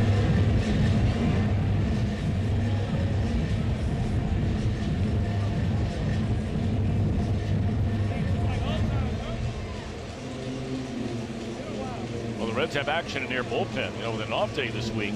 Yeah, you mentioned, Tom, when the first couple of runners reach base here that, DeSclafani's handed a lead. One of the 3 performance goals that a lot of pitching coaches have for their pitchers are, number 1, you throw first pitch strikes. Number 2, you throw 2 strikes out of the first 3 pitches of every at bat. And number 3 is that when your team gives you a lead, you go out and hold them. That's a real momentum inning. We talked about momentum innings a lot, but right now, it's a matter of survival here for DeSclafani. Both these pitchers get worked over a little bit, although DeSclafani has about 30 fewer pitches than does his counterpart. But with no outs here in the 4th. Fowler homered to right field his first time up. You saw Sal Romano down there getting loose. We were talking about with the off day the Reds had on Thursday in between Cleveland and here. Today would have been a normal 4 days of rest in between starts for Romano. So he's available out of the bullpen today. Well, he's not one of the 3 top pitchers coming back after the break, so it's going to be a long time since he gets on the hill again.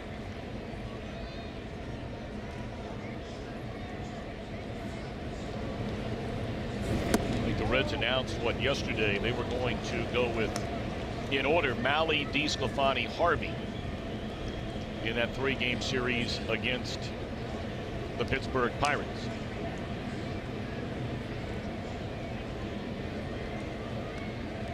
One ball, 1 strike on Fowler. Base is loaded and nobody out. 1-2.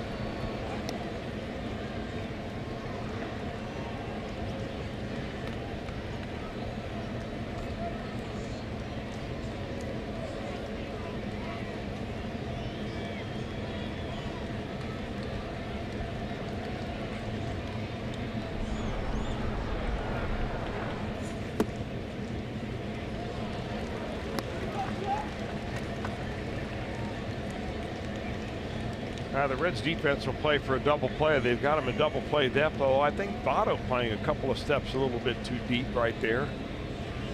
To be able to get to, you got to get to that ball quickly unless Fowler hits it very hard towards him. Swing and a miss, and a strikeout for DeSclafani for the first out of the inning. And a really bad swing. He had him completely. Looks like DeSclafani pulled the string on Fowler.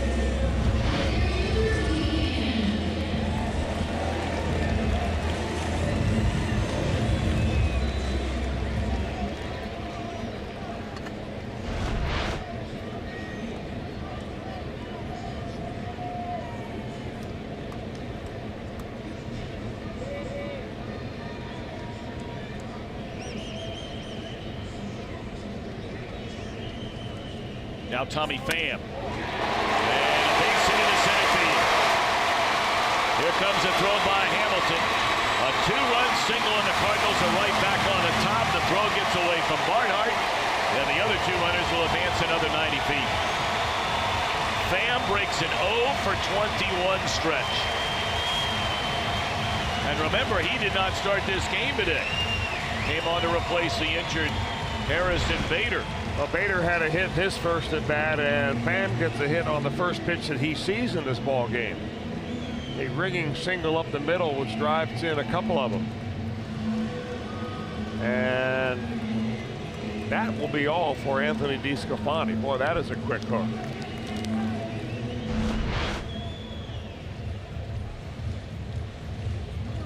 Jim Riggleman kind of managing this ball game like a playoff game.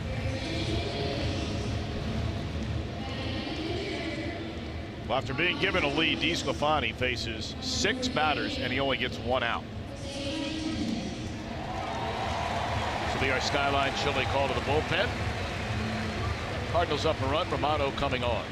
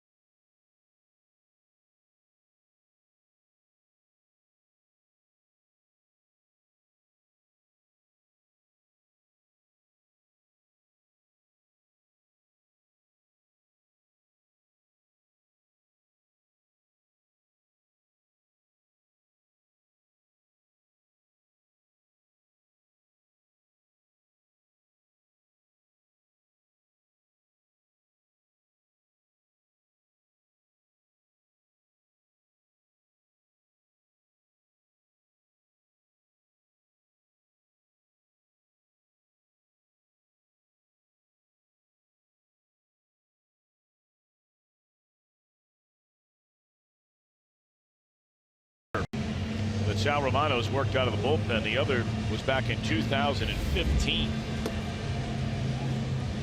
See his numbers as a starter this season.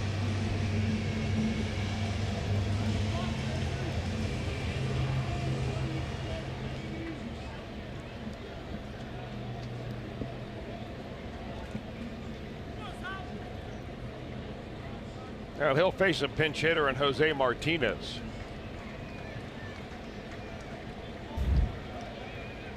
He might be the best pinch hitter on that Cardinal bench here today. We're seeing him in the 4th inning. He might be looking for a get-ahead fastball here. Well, this gives you maybe a little bit of insight as to this new Cardinal manager, the interim manager, Mike Schilt. The fact that, you know, there are a lot of managers that believe when you think you have your best chance to really kick the door down. And look, we're only in the 4th inning, and it's a 1-run lead. But you have runners at second and third, and you're thinking, all right, I want to get him in. Why not use my main guy right now? The situation may not present itself later in the game.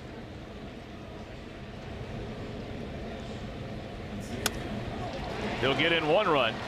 Peraza will throw him out. But scoring from third is Wong. Staying at second is Pham. Boy, that was a huge error the Reds made on that play. That throw into the plate that Barnhart, rather than getting in front of the ball, he played it off to the left, trying to just scoop it up with his glove. They had no chance to get the runner at the plate. And the runners, instead of being at first and second base, that would have been a double play to win the inning. You're right. Huge play. I don't know who they gave the error to. They gave it to Billy Hamilton. That's ridiculous. I mean, the throw was slightly offline. It was just to the third base side of the plate, but it bounced 3 times. And that's why he got the error.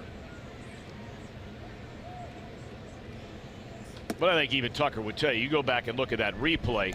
I mean, take a look at this. This ball is just bouncing and bouncing and bouncing. They're not going to get the runner at the plate, and he could have just stepped in front of the ball. Absolutely right. Played it off to his left. That catcher, that should be on the error on the catcher. Very much like a catcher gets an error when he does the same thing on a bouncing ball at second base, trying to get a stolen base stealer. Yep.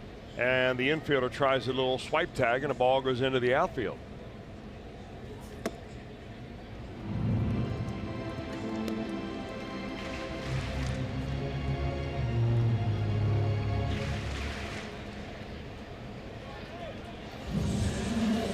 That'll be an intentional walk now to Carpenter.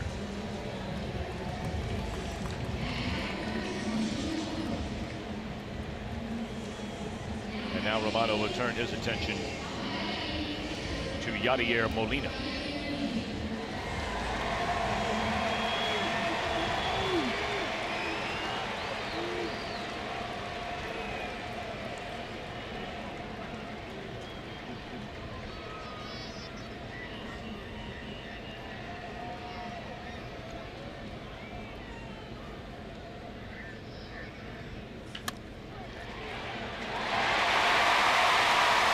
Left field base hit.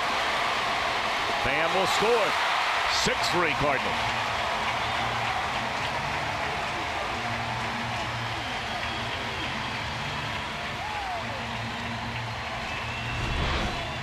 You got the ground ball right here, but unfortunately for the Reds, it goes in that hole, that 5.5 hole between third and short. Not really even hit all that hard, just perfect placement.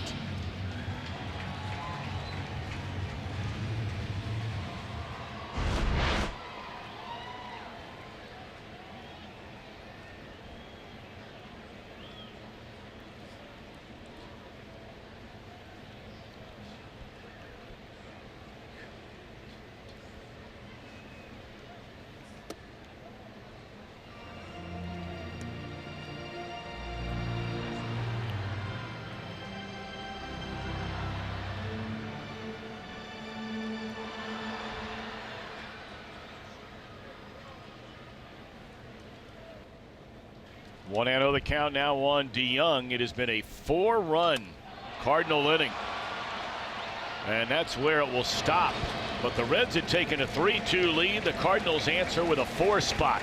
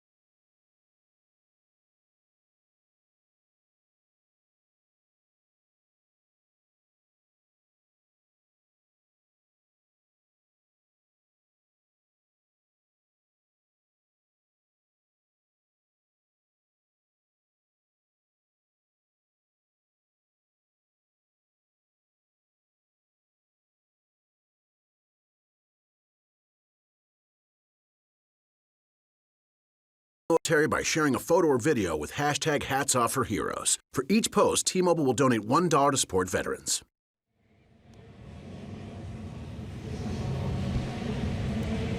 Cardinals lead 6-3. We've only played 4 innings here today.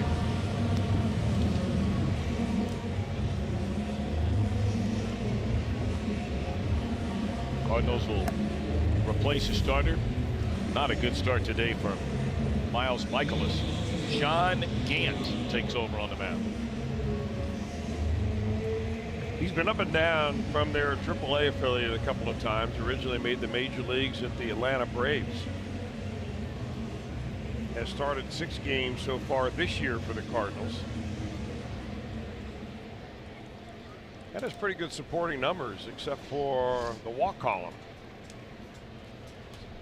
Well, the Reds have just bludgeoned this Cardinal bullpen the first 2 games of this series.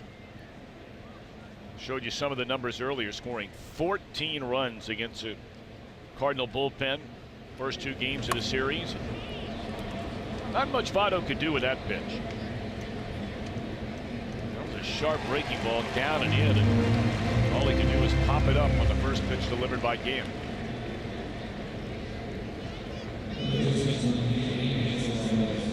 Well, their starter's not too bad first 2 games. You got 5 innings of shutout baseball before the second rain delay yesterday for Flaherty, and 3 runs in 5 innings. Not a great outing for Martinez, but not awful.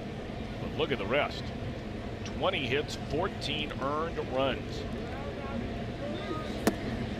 Woo.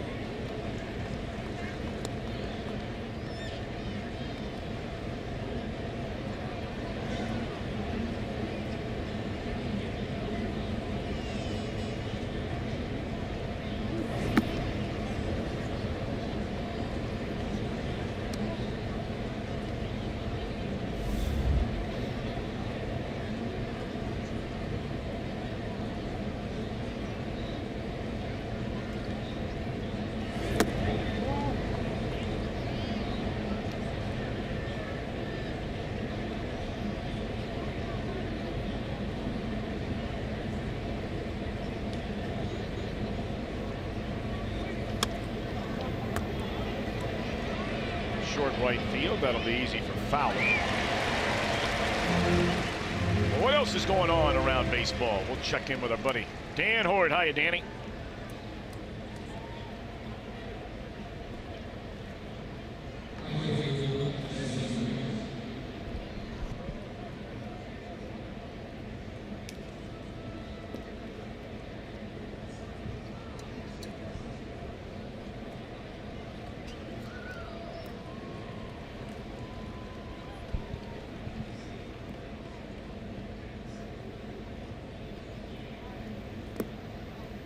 Well, we know Chris Welsh can, that's for sure.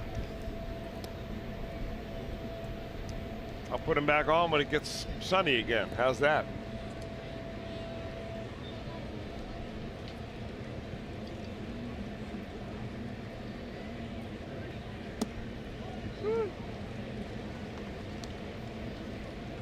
I'm going to leave mine on top of my hat. You've always been a style points first kind of guy, anyway. Yeah. Actually, I've made a mistake for a long time, and that was never wearing sunglasses, and I still don't. And it's incredible, especially when you live in a place where there's a lot of sun, as we did in Arizona, and it does tremendous damage to your eyes.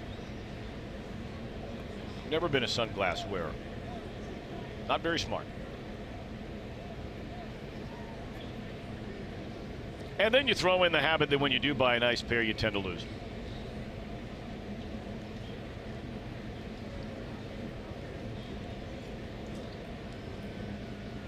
That just recently happened for the last time, so I won't buy buying any nice ones anytime soon.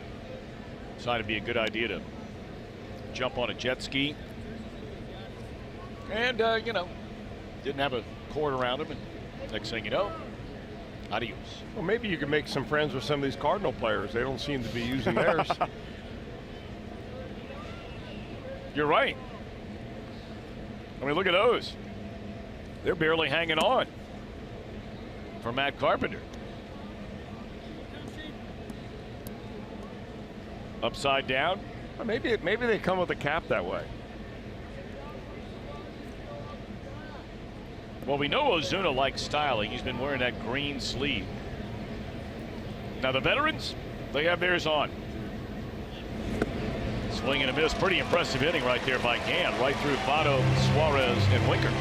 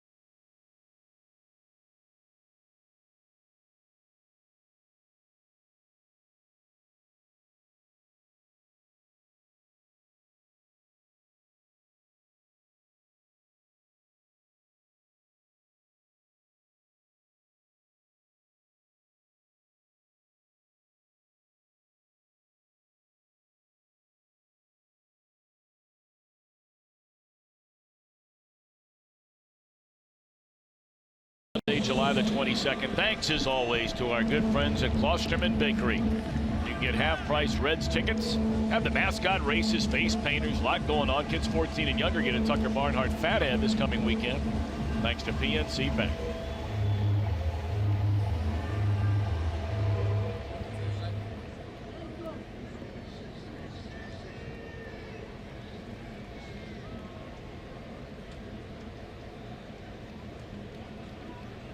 Sal Romano begins here in the bottom of the fifth with the Reds trailing 6-3 on in relief of Anthony DeSclafani. The Reds in Fox Sports Ohio, you got to hear this, sending out a couple of belated happy birthday wishes. There's a routine fly ball in the right. Minnie Scowden from Elm Grove, Ohio, a few weeks ago turned 98 years young. Watches the Reds every day. Okay, she turned 98.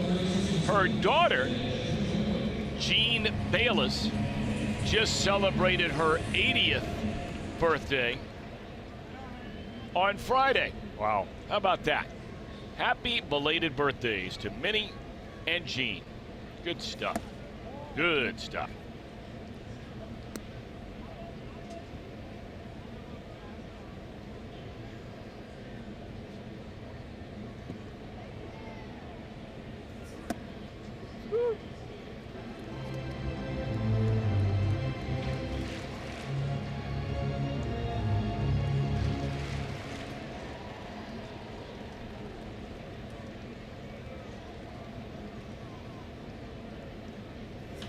Straight up in the air.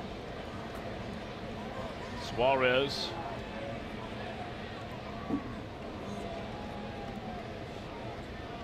Running out of room. It's a good try. Good try down there. Play it on a hop.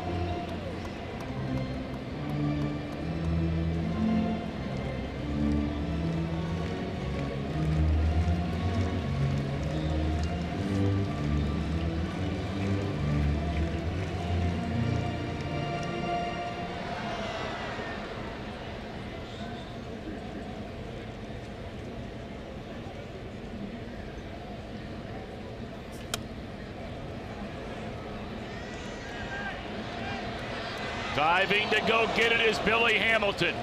This entire series, it's been play after play after play for Hamilton. He didn't expect to make that catch. He actually thought, I believe, that Duvall was going to be over there, and that's why he started quickly, then went into cruise control, and then had to put on the jets again in order to get that ball.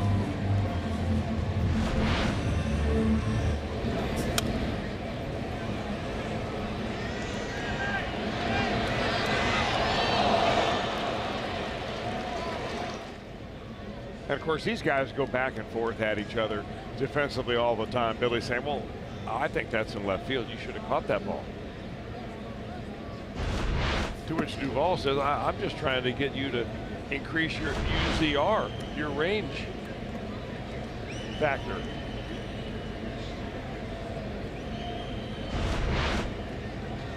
And out is an out.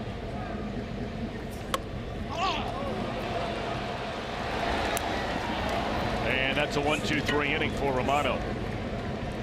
So we are off to the 6th. The Reds trail the Cardinals 6-3.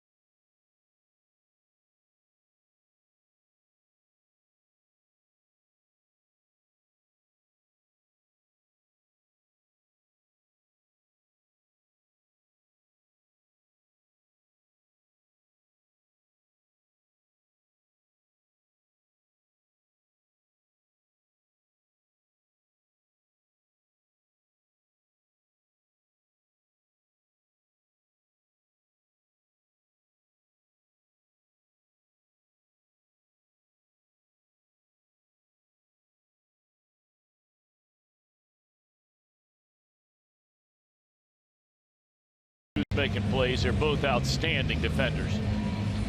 And after that ball a few minutes ago, they started piping back and forth at one another. Take a look at this. It's all in fun.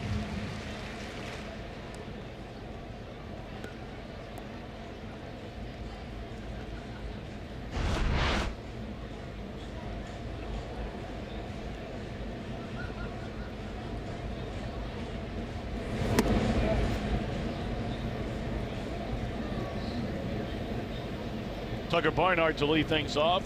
You know, one of the things when you have a big lead late in the game, like the Reds did last night, and after all the rain delays and all that kind of thing, Barnhart had a chance to play first base pick. I bet he enjoyed that. Well, he really did. And, you know, Jim Riggleman talked to him and said, look, you're either going to go in at first base or catcher. And he said he had talked to Brian Price in spring training about using the catchers at first when they had a big lead or were behind a lot to get Joey some rest during games. He said, so Tucker, who'd never played first base before, said, I'd love to do it. And he said, all right, get out there. And he had a big smile on his face as he ran out there.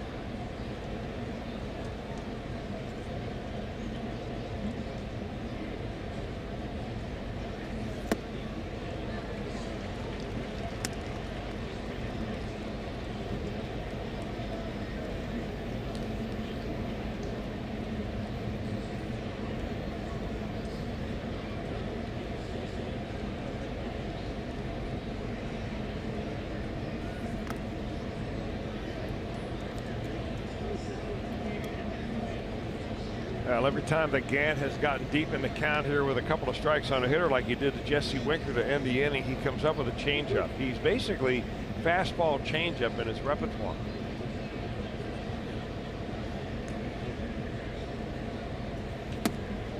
And there it is, and he misses. So that's the way it starts here in the Cincinnati 6th inning, down by 3.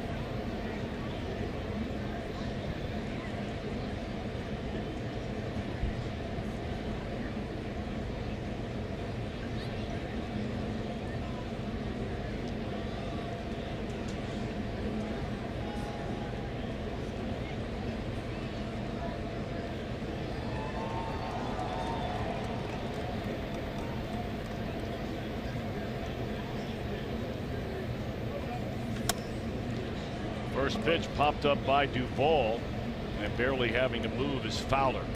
Out number 1.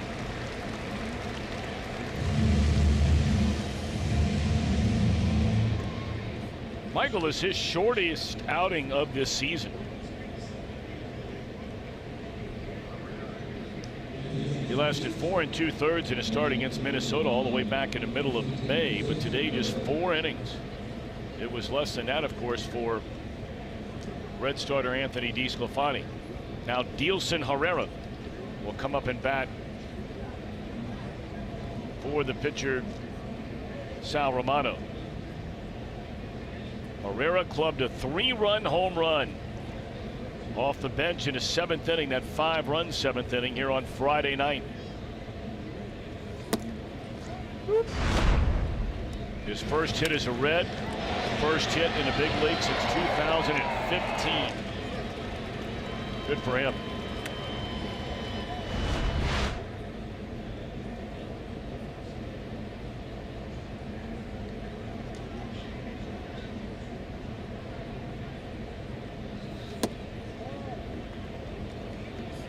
Wow, Gant, Molina, and probably Herrera. Can't believe that wasn't a strike.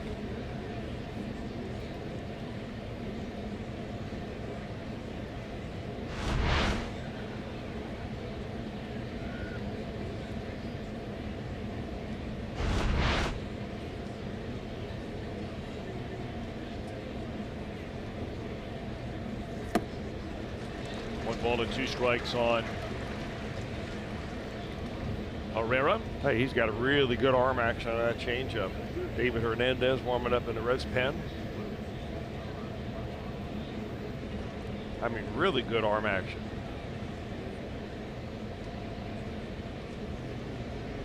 One and 2 on Herrera.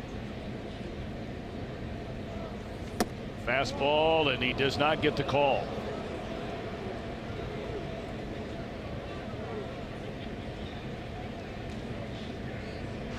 Take another look.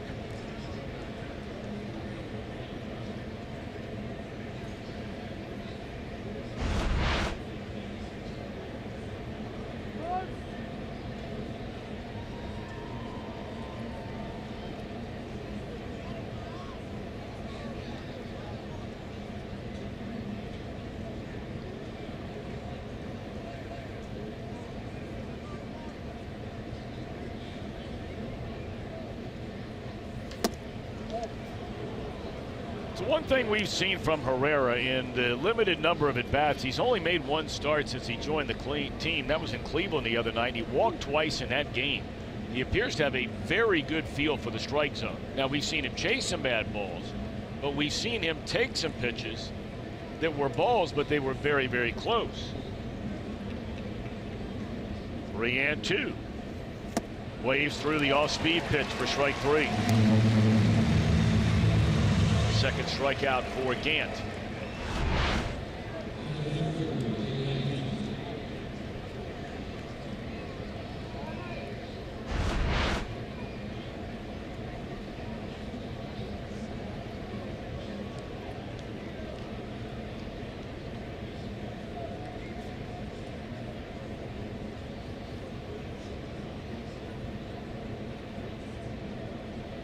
Now Billy Hamilton with a runner at first and 2 outs.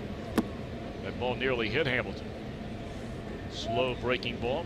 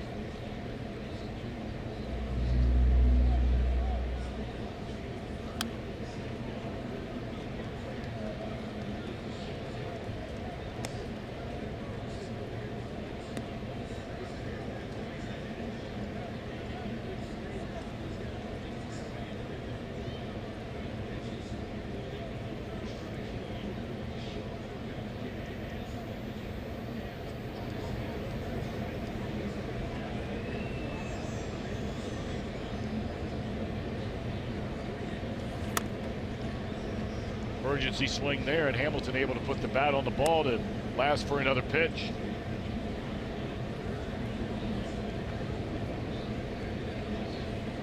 Great American Ballpark, Saturday, August 4th. Don't forget the Zach Brown Band Down the Rabbit Hole Tour featuring Leon Bridges comes to Great American Ballpark. Get your tickets at reds.com/Zach Brown Band. Already had Luke Bryan at the ballpark this summer.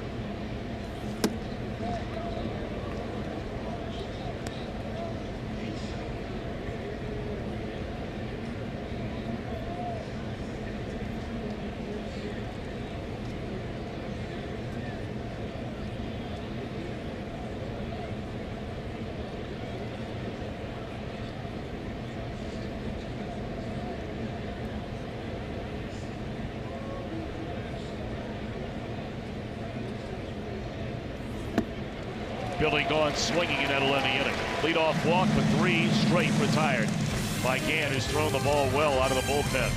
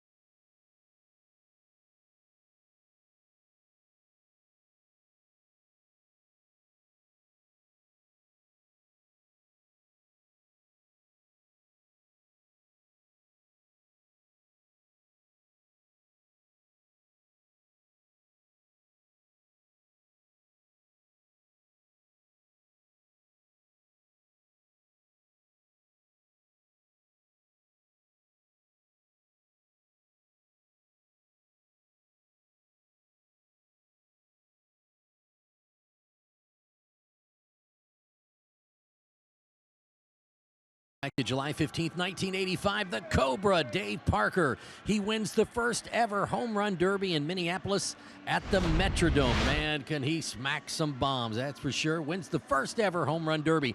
And here's the bracket for Monday's home run derby. Aguiar against Hoskins of the Phillies. Bryce Harper and Freddie Freeman. That ought to be a good one. Alex Bregman and Kyle Schwarber-Bregman, the only American League player in it.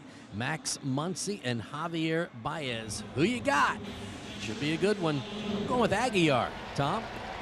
It's not a bad pick, I'll tell you that. Not a bad pick at all. I might be on board with you there.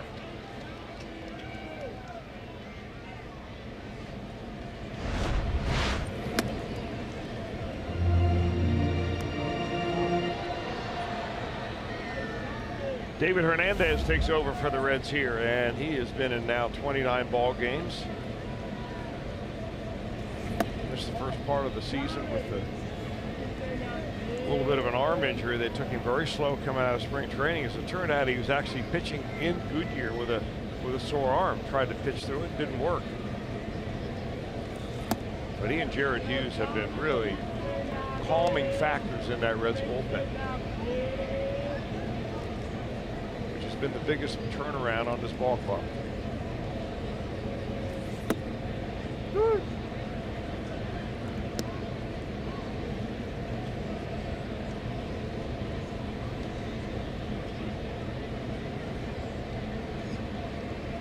Fowler has hit a solo home run and struck out.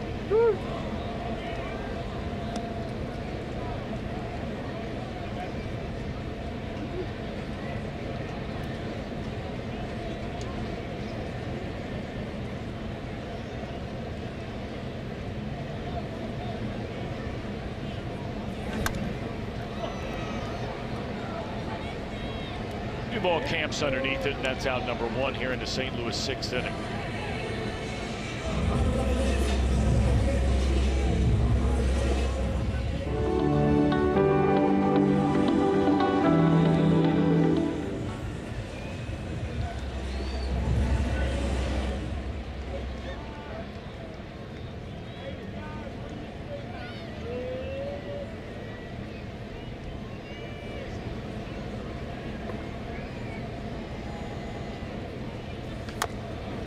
Dribbler up the third baseline. This will stay fair. Tommy Pham, who had not collected a single hit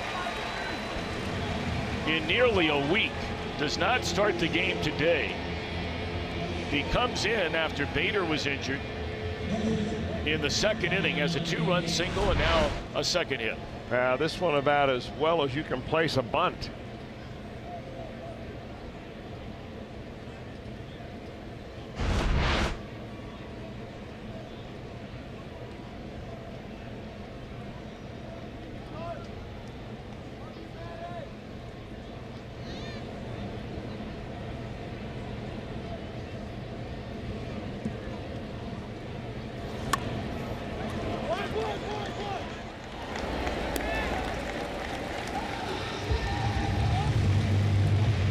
Give Camp the sacrifice, advancing the runner on to second base.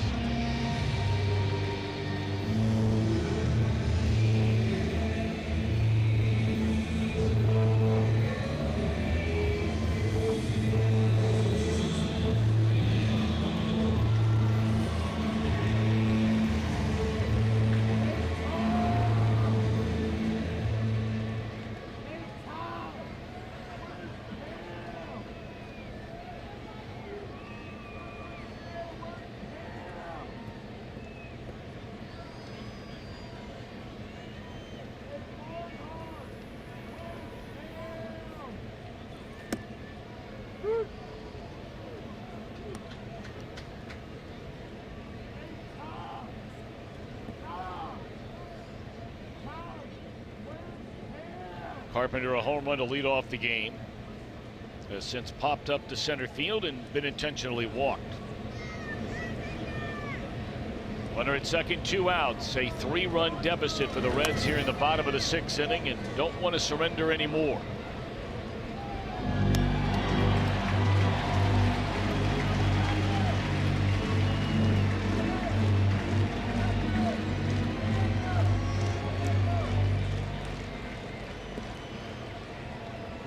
Romano goes an inning and 2/3.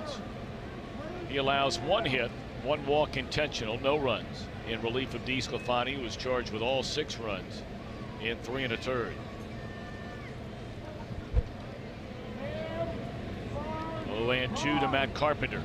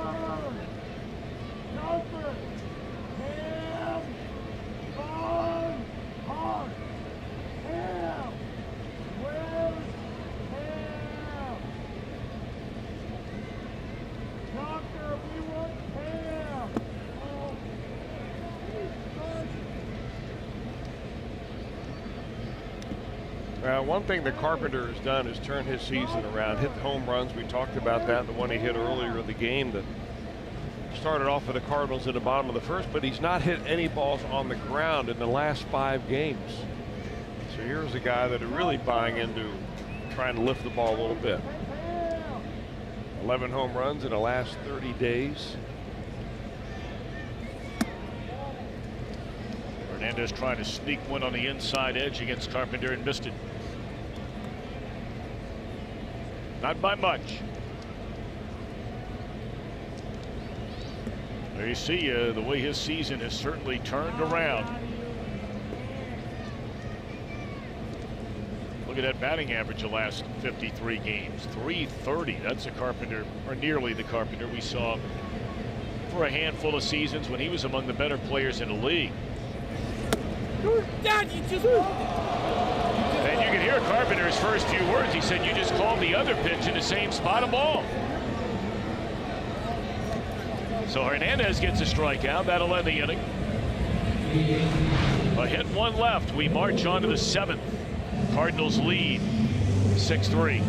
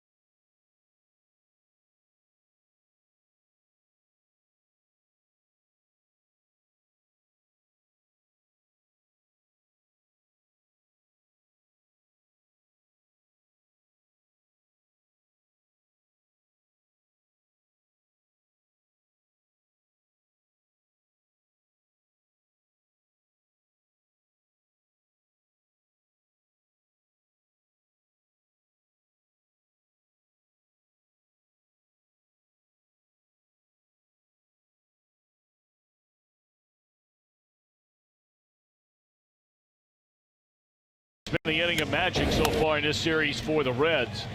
First game of the series, they come up with 5 runs and 5 hits to blow the door open. And then they come up with 4 runs to take the lead here last night in the 7th inning.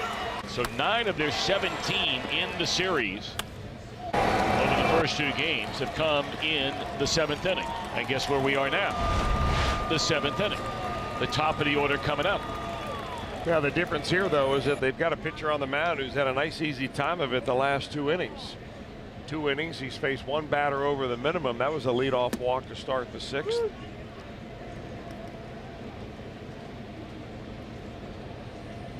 And right now, he would be the pitcher of record in this game because Michaelis only went 4.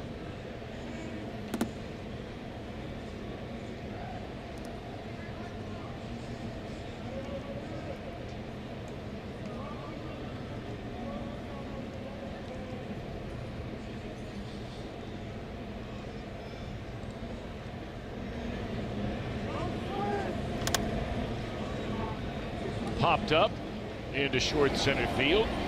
Out number 1.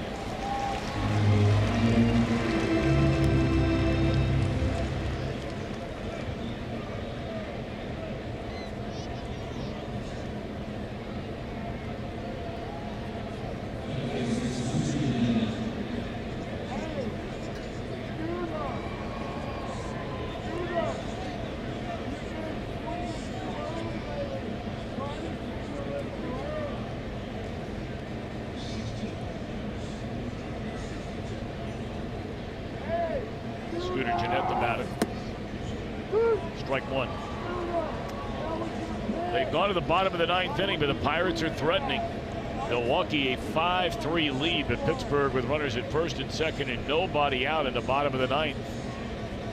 I'm sure that's against Knable.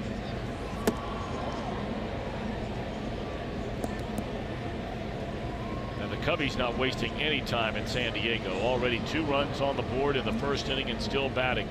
looking for the weekend sweep. Atlanta beat Arizona earlier today, 5-1. Arizona was going for the series sweep there in Atlanta. Braves had fallen out of first place behind Philadelphia. Phillies get thumped in Miami at last check, 10-5. It might be a final by now.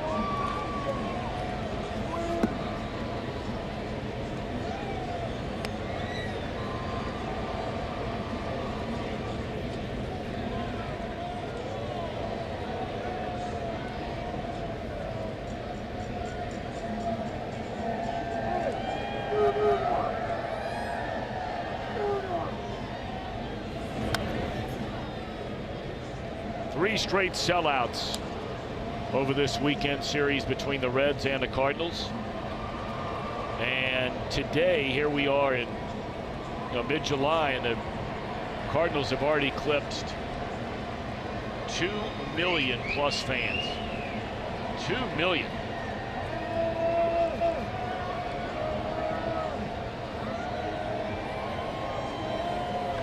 There can't be more than a handful of teams that have reached that mark. Bouncing ball, well played down there at first by Carpenter, 2 away. Well, the MLB.TV All-Star Sale is here now for $39.99. Watch every out-of-market regular season game live or on demand. Visit MLB.TV to take advantage of this sale.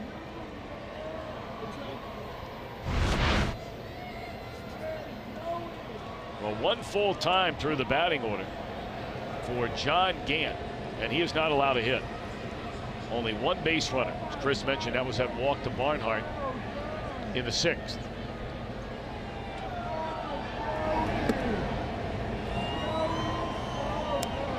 You know, the changeup is an interesting pitch because I'm not so sure that you can just analyze that with metrics. You know, a lot of times it has to do with how deceiving you are with it, how fast your fastball is, what the separation is. And his fastball is not overpowering. I mean, he's throwing at 92, which is below major league average. But he's got a lot of awkward swings here in just a couple of innings on that changeup, including a first pitch pop out by Joey Votto.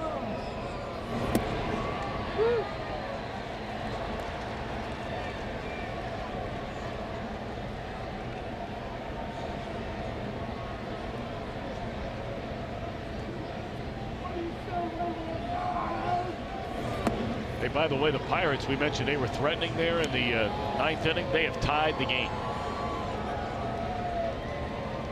Boy, the Brewers all of a sudden, they've been hovering right around a few games over 500 until now.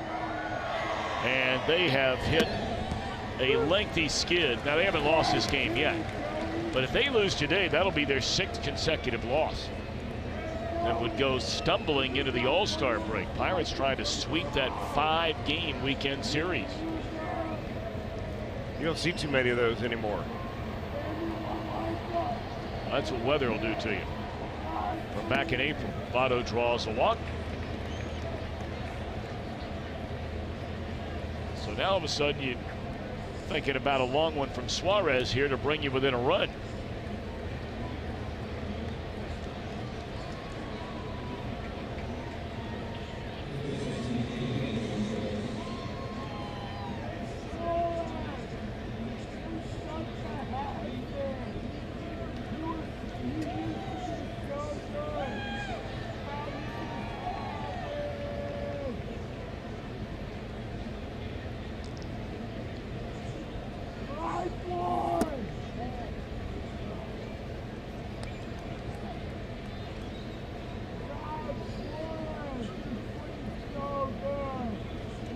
How about that? 15 walks to Joey Votto in the season series this year against the Cardinals. If you're wondering who's the only other player that has more against any other opponent, I think many of you could probably rip that off the top of your head. The way the Reds have pitched to Ian Happ this year, which means they haven't pitched to him at all.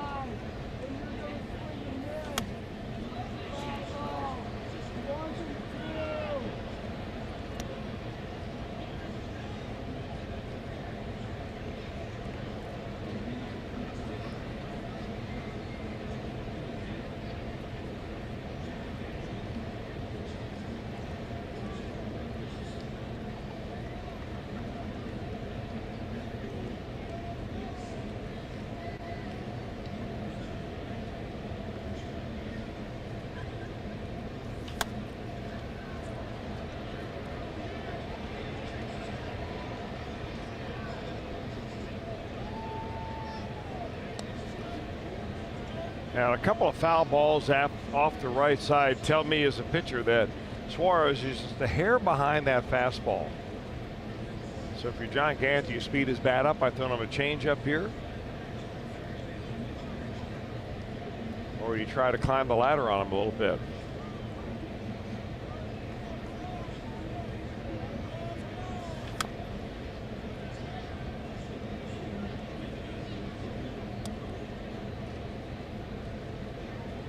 It's one of these kind of guys you talk about a lot, Chris, that, you know, if he showed up at a tryout camp, you probably even never look at him.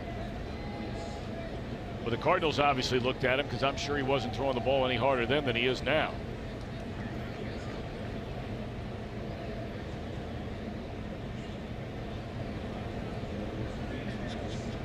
One and two to Suarez. Struck him out. Middle of the seventh. Cardinals still lead 6-3.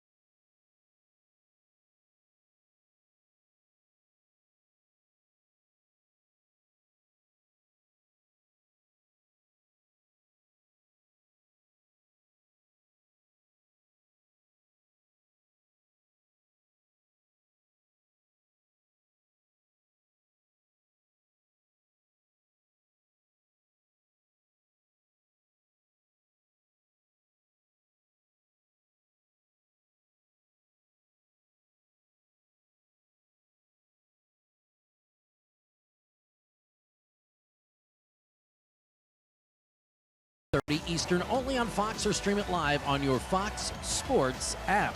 Well, Scooter Gennett is an all-star for the Reds, and here is what Scooter is looking forward to the most.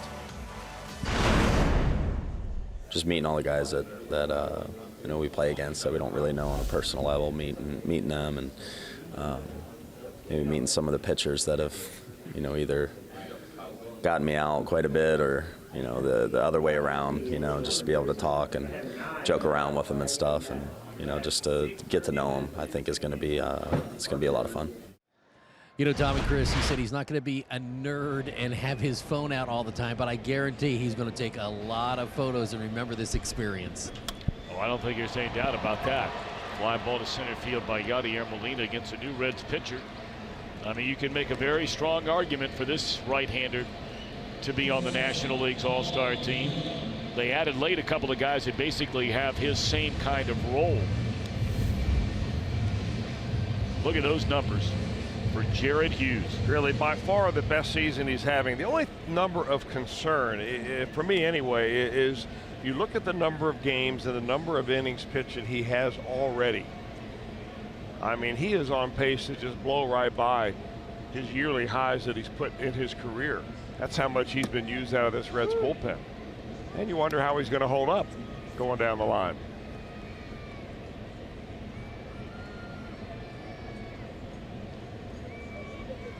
Well, that's the one thing, you know, the Reds have been hunting for really this entire year. Even as well as they played, they've been 10 games over 500 since they began the year 8-27. They just can find no consistency in that starting rotation in terms of length. Now, they've had some good games from time to time, you know, but just use DeSclafani, today's starter, just off the top of your head as an example. His last start, he goes 7 innings, gives up 1 run. Today, he can't finish 4. Now, some might say, well, he got an early hook. You might be right on that. But he still didn't go 4.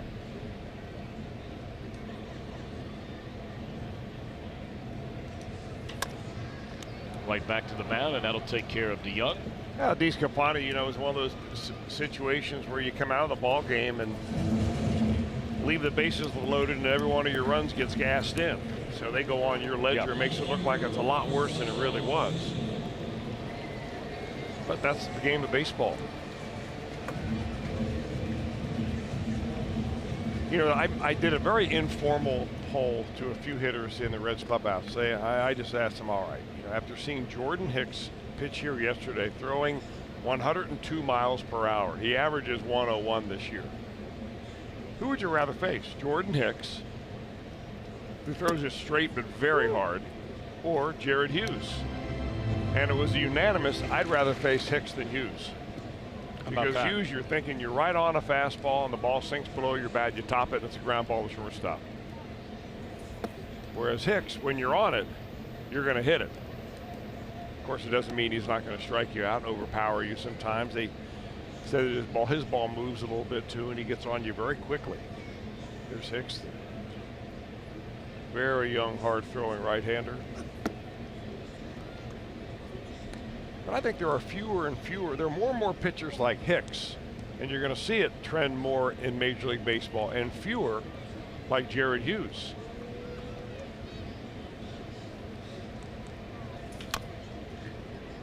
Unless, who knows, you know, maybe it gets to a point, Chris, where people start saying, you know, as you allude to regularly, that the higher they keep going, the higher the hitting speed of the batters keeps going. Exactly. And so maybe somebody finally says, you know what, a few more guys like this, or Gant, or David Hernandez. Now, he used to throw very hard. He's just got a little long in the tooth. Still getting people out regularly. Ground ball down to third, and the beat goes on for Jared Hughes. A 1-2-3 inning. Reds have 6 outs to play with. They're down 3.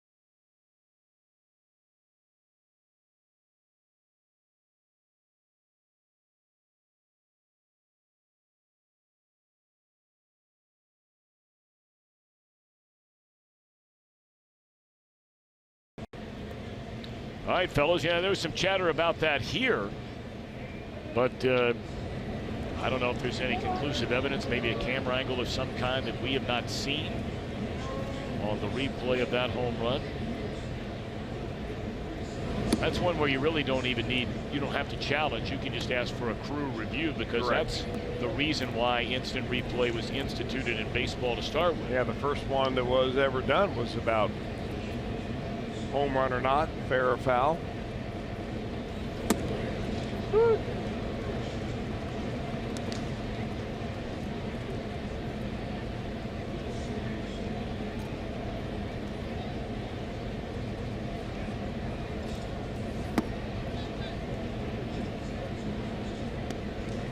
This is the best look we have of it.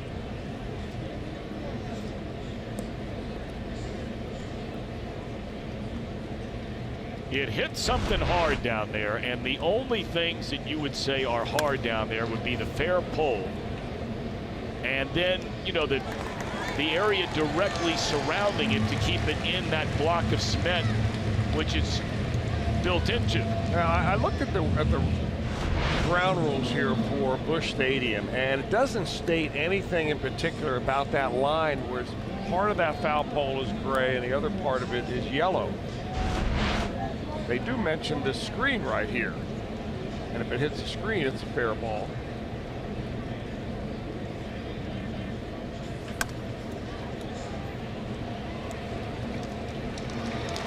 And I would think if it hit any part of that foul pole,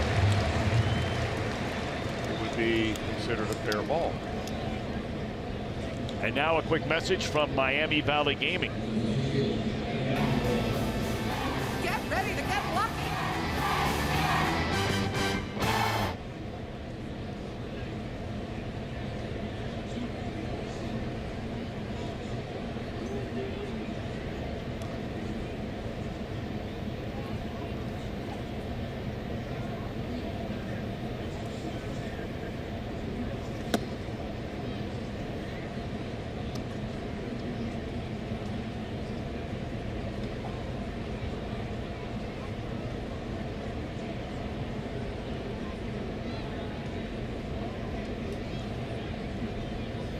Well, with the way that John Gant is pitching here since he came in the 5th inning, you just wonder.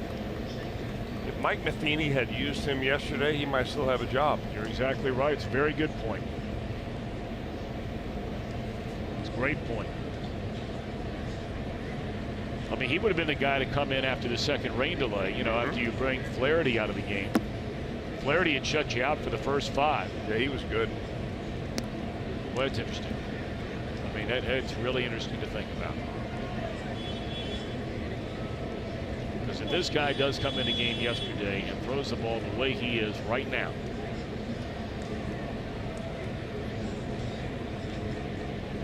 Mike Matheny might indeed still be sitting in that dugout. Now, how much longer? Who knows? But the bottom line is he'd be here on this Sunday afternoon and stood up for the first time in the last 7 years. You're not going to let a guy go after a win, are you? No. I think everybody around here was stunned. I think you made the comment too, Chris, that it is not the Cardinals' MO to fire managers during the season. Yeah. Now, it's been a long time since they've had to think about firing a manager, because Matheny had great success at the start, and that's another 1, 2, 3 inning for this guy. Boy, he is really throwing the ball well. But they have La Russa here for 15 years.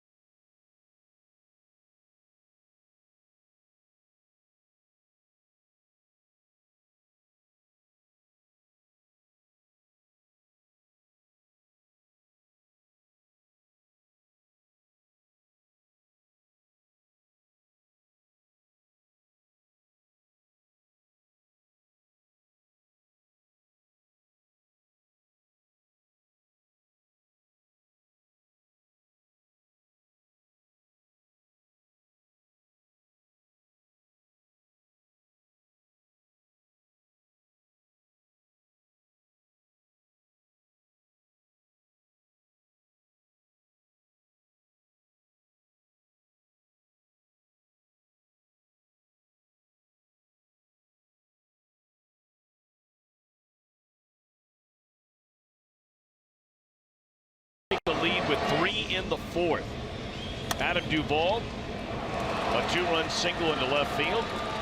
They got a base hit by Jose Peraza, who has 2 more hits today after 5 of them yesterday. But then Anthony DeSclafani comes out in the bottom of the 4th, allows a single, a walk, hits a batter, gives up a 2-run single to Pham. They get a ground out for another run, and then a single by Molina, a 4-run 4th inning. Neither team has scored since then, and that's where we stand as the Cardinals bat in the last of the 8th. Leading 6-3, trying to avoid being swept in this 3-game weekend series at home. Raisel Iglesias will take over on the mound.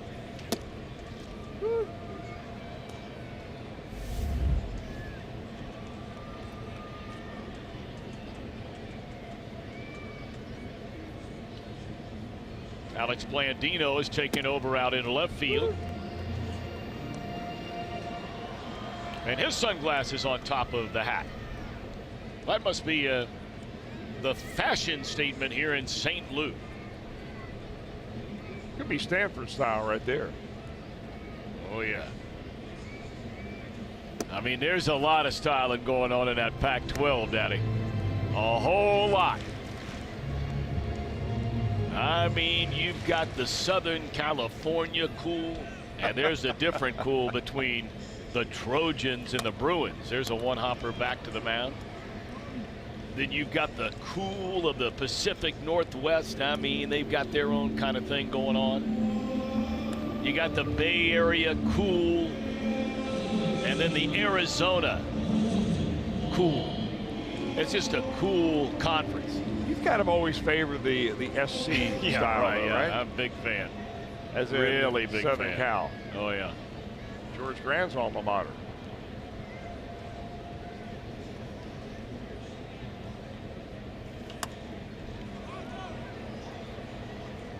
Of course, they stepped out of the box here in recent years when they started adding to the conference. They went to Colorado. There's cool up there in Boulder, right? Mm-hmm. And then Definitely. Utah. They're in that conference now. Some beautiful states out there.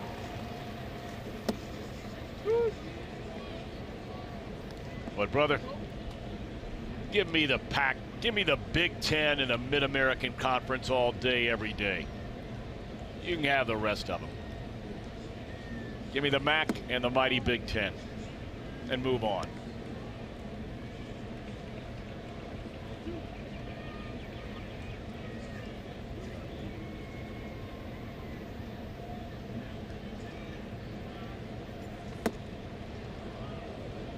On swinging is Wong, and Iglesias takes care of the first 2.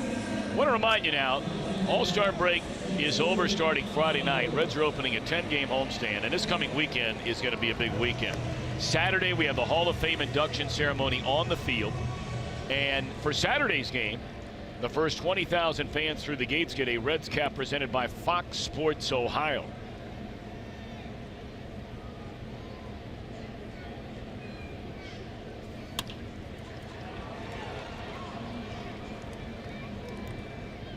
That's a 1-2-3 inning for Iglesias. Reds one more shot at him.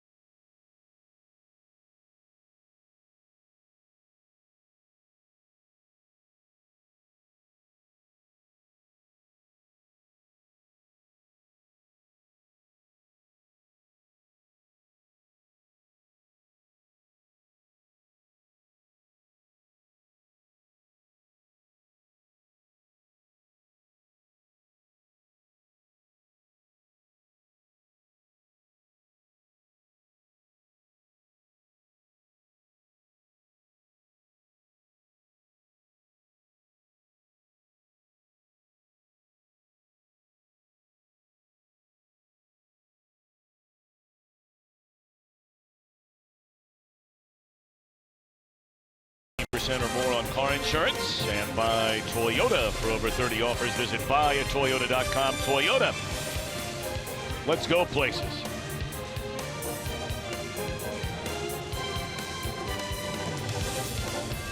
Just beyond the left field wall. Here in downtown St. Louis, Missouri. Gant, a career-high tying relief appearance, 4 innings. Not a single run allowed by Gant. In fact, he did not allow a single hit. 2 base runners, 2 walks, and he struck out 4. Boy, did he look good. That was not the story for this guy here in the game last night. Jordan Hicks being brought in the closer's role here today. Now, we saw their closer here, Bud Norris, last night.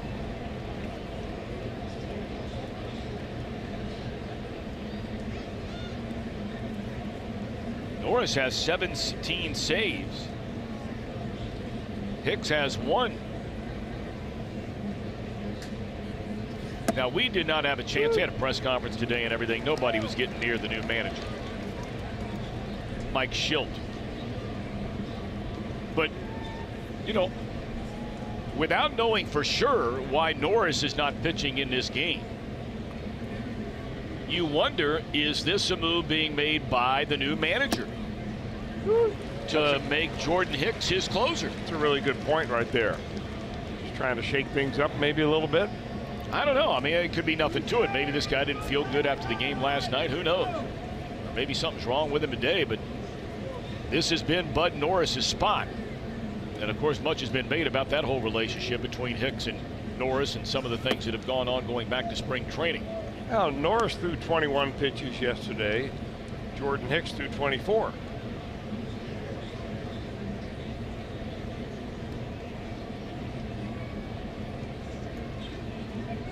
Neither of them completed an inning.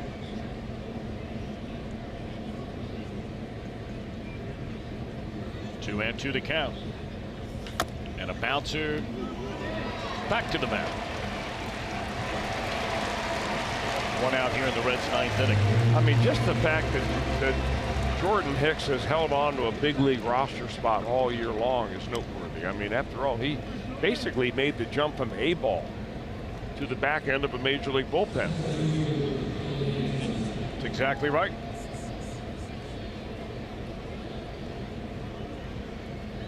A lot of times you bring a kid up like that and you think, all right, we're going to give you a little bit of a taste right here, and if you struggle, we'll send you back down, but at least you know what you have to do to get guys out up here.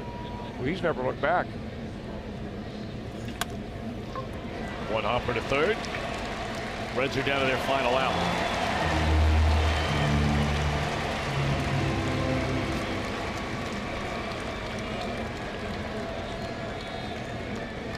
Well, how about the series for Jose Peraza? 10 hits in these 3 games with 1 more at bat to go. That ties him for most by a Red in a 3-game series all time. Most recently, Eddie Taubensee, former catcher in 2000 against that is hard Montreal to believe. Expos. Isn't that amazing? It really is. I mean, with Pete Rose, never had more than 10 hits in a 3-game series. I'm stunned. Got a chance to break it right here. See if he can do it. Well, he had one of the hits last night against this guy that drove in a run in that 4-run 7th inning.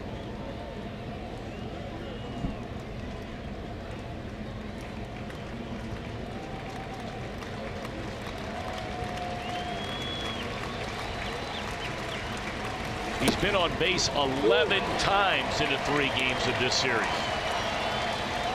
That has to be knocking on the door of some Reds record, right?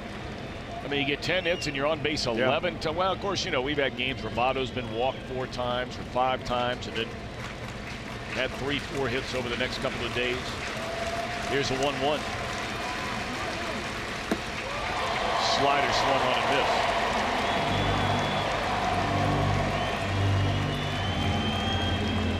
Sclafani, the pitcher of record for the Reds. Gant, the pitcher of record. And if they win, he earned it. He threw the ball really well.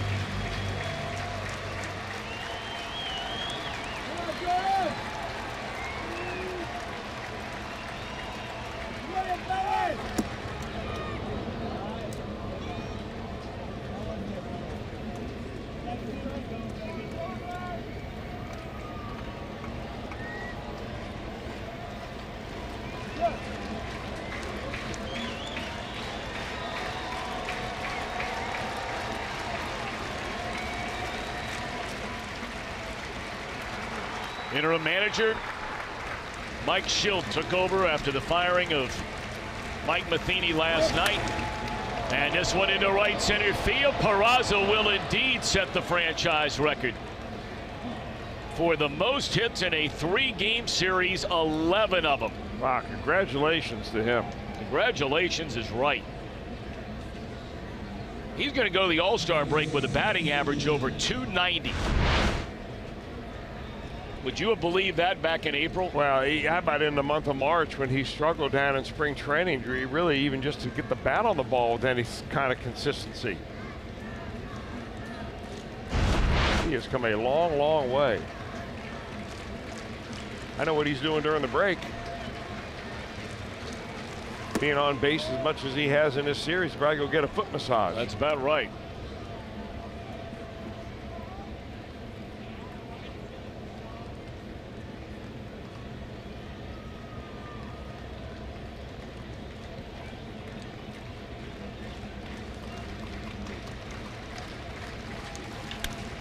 This one into left center field, and it'll fall in a base hit. There's a single by Jeanette. He gets another RBI. And now all of a sudden the Reds will bring the tying run to the plate in the form of Joey Votto.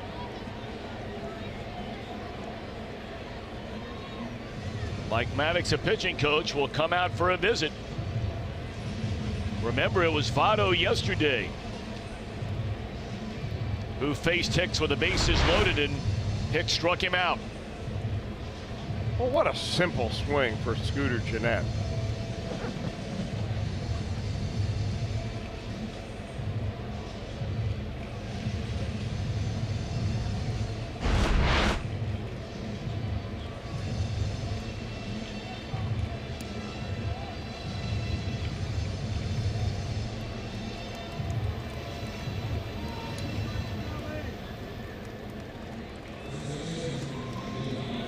Well, the Cardinals have action down in their bullpen. That's Mike Myers. So there must be something going on with Norris.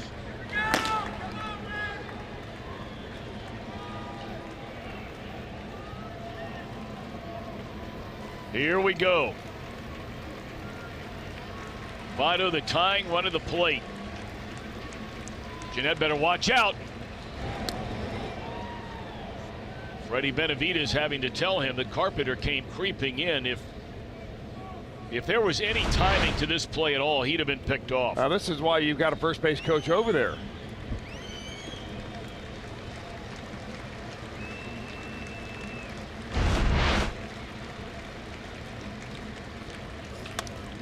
Ball to the right side, and that's going to do it. Reds get one of the night.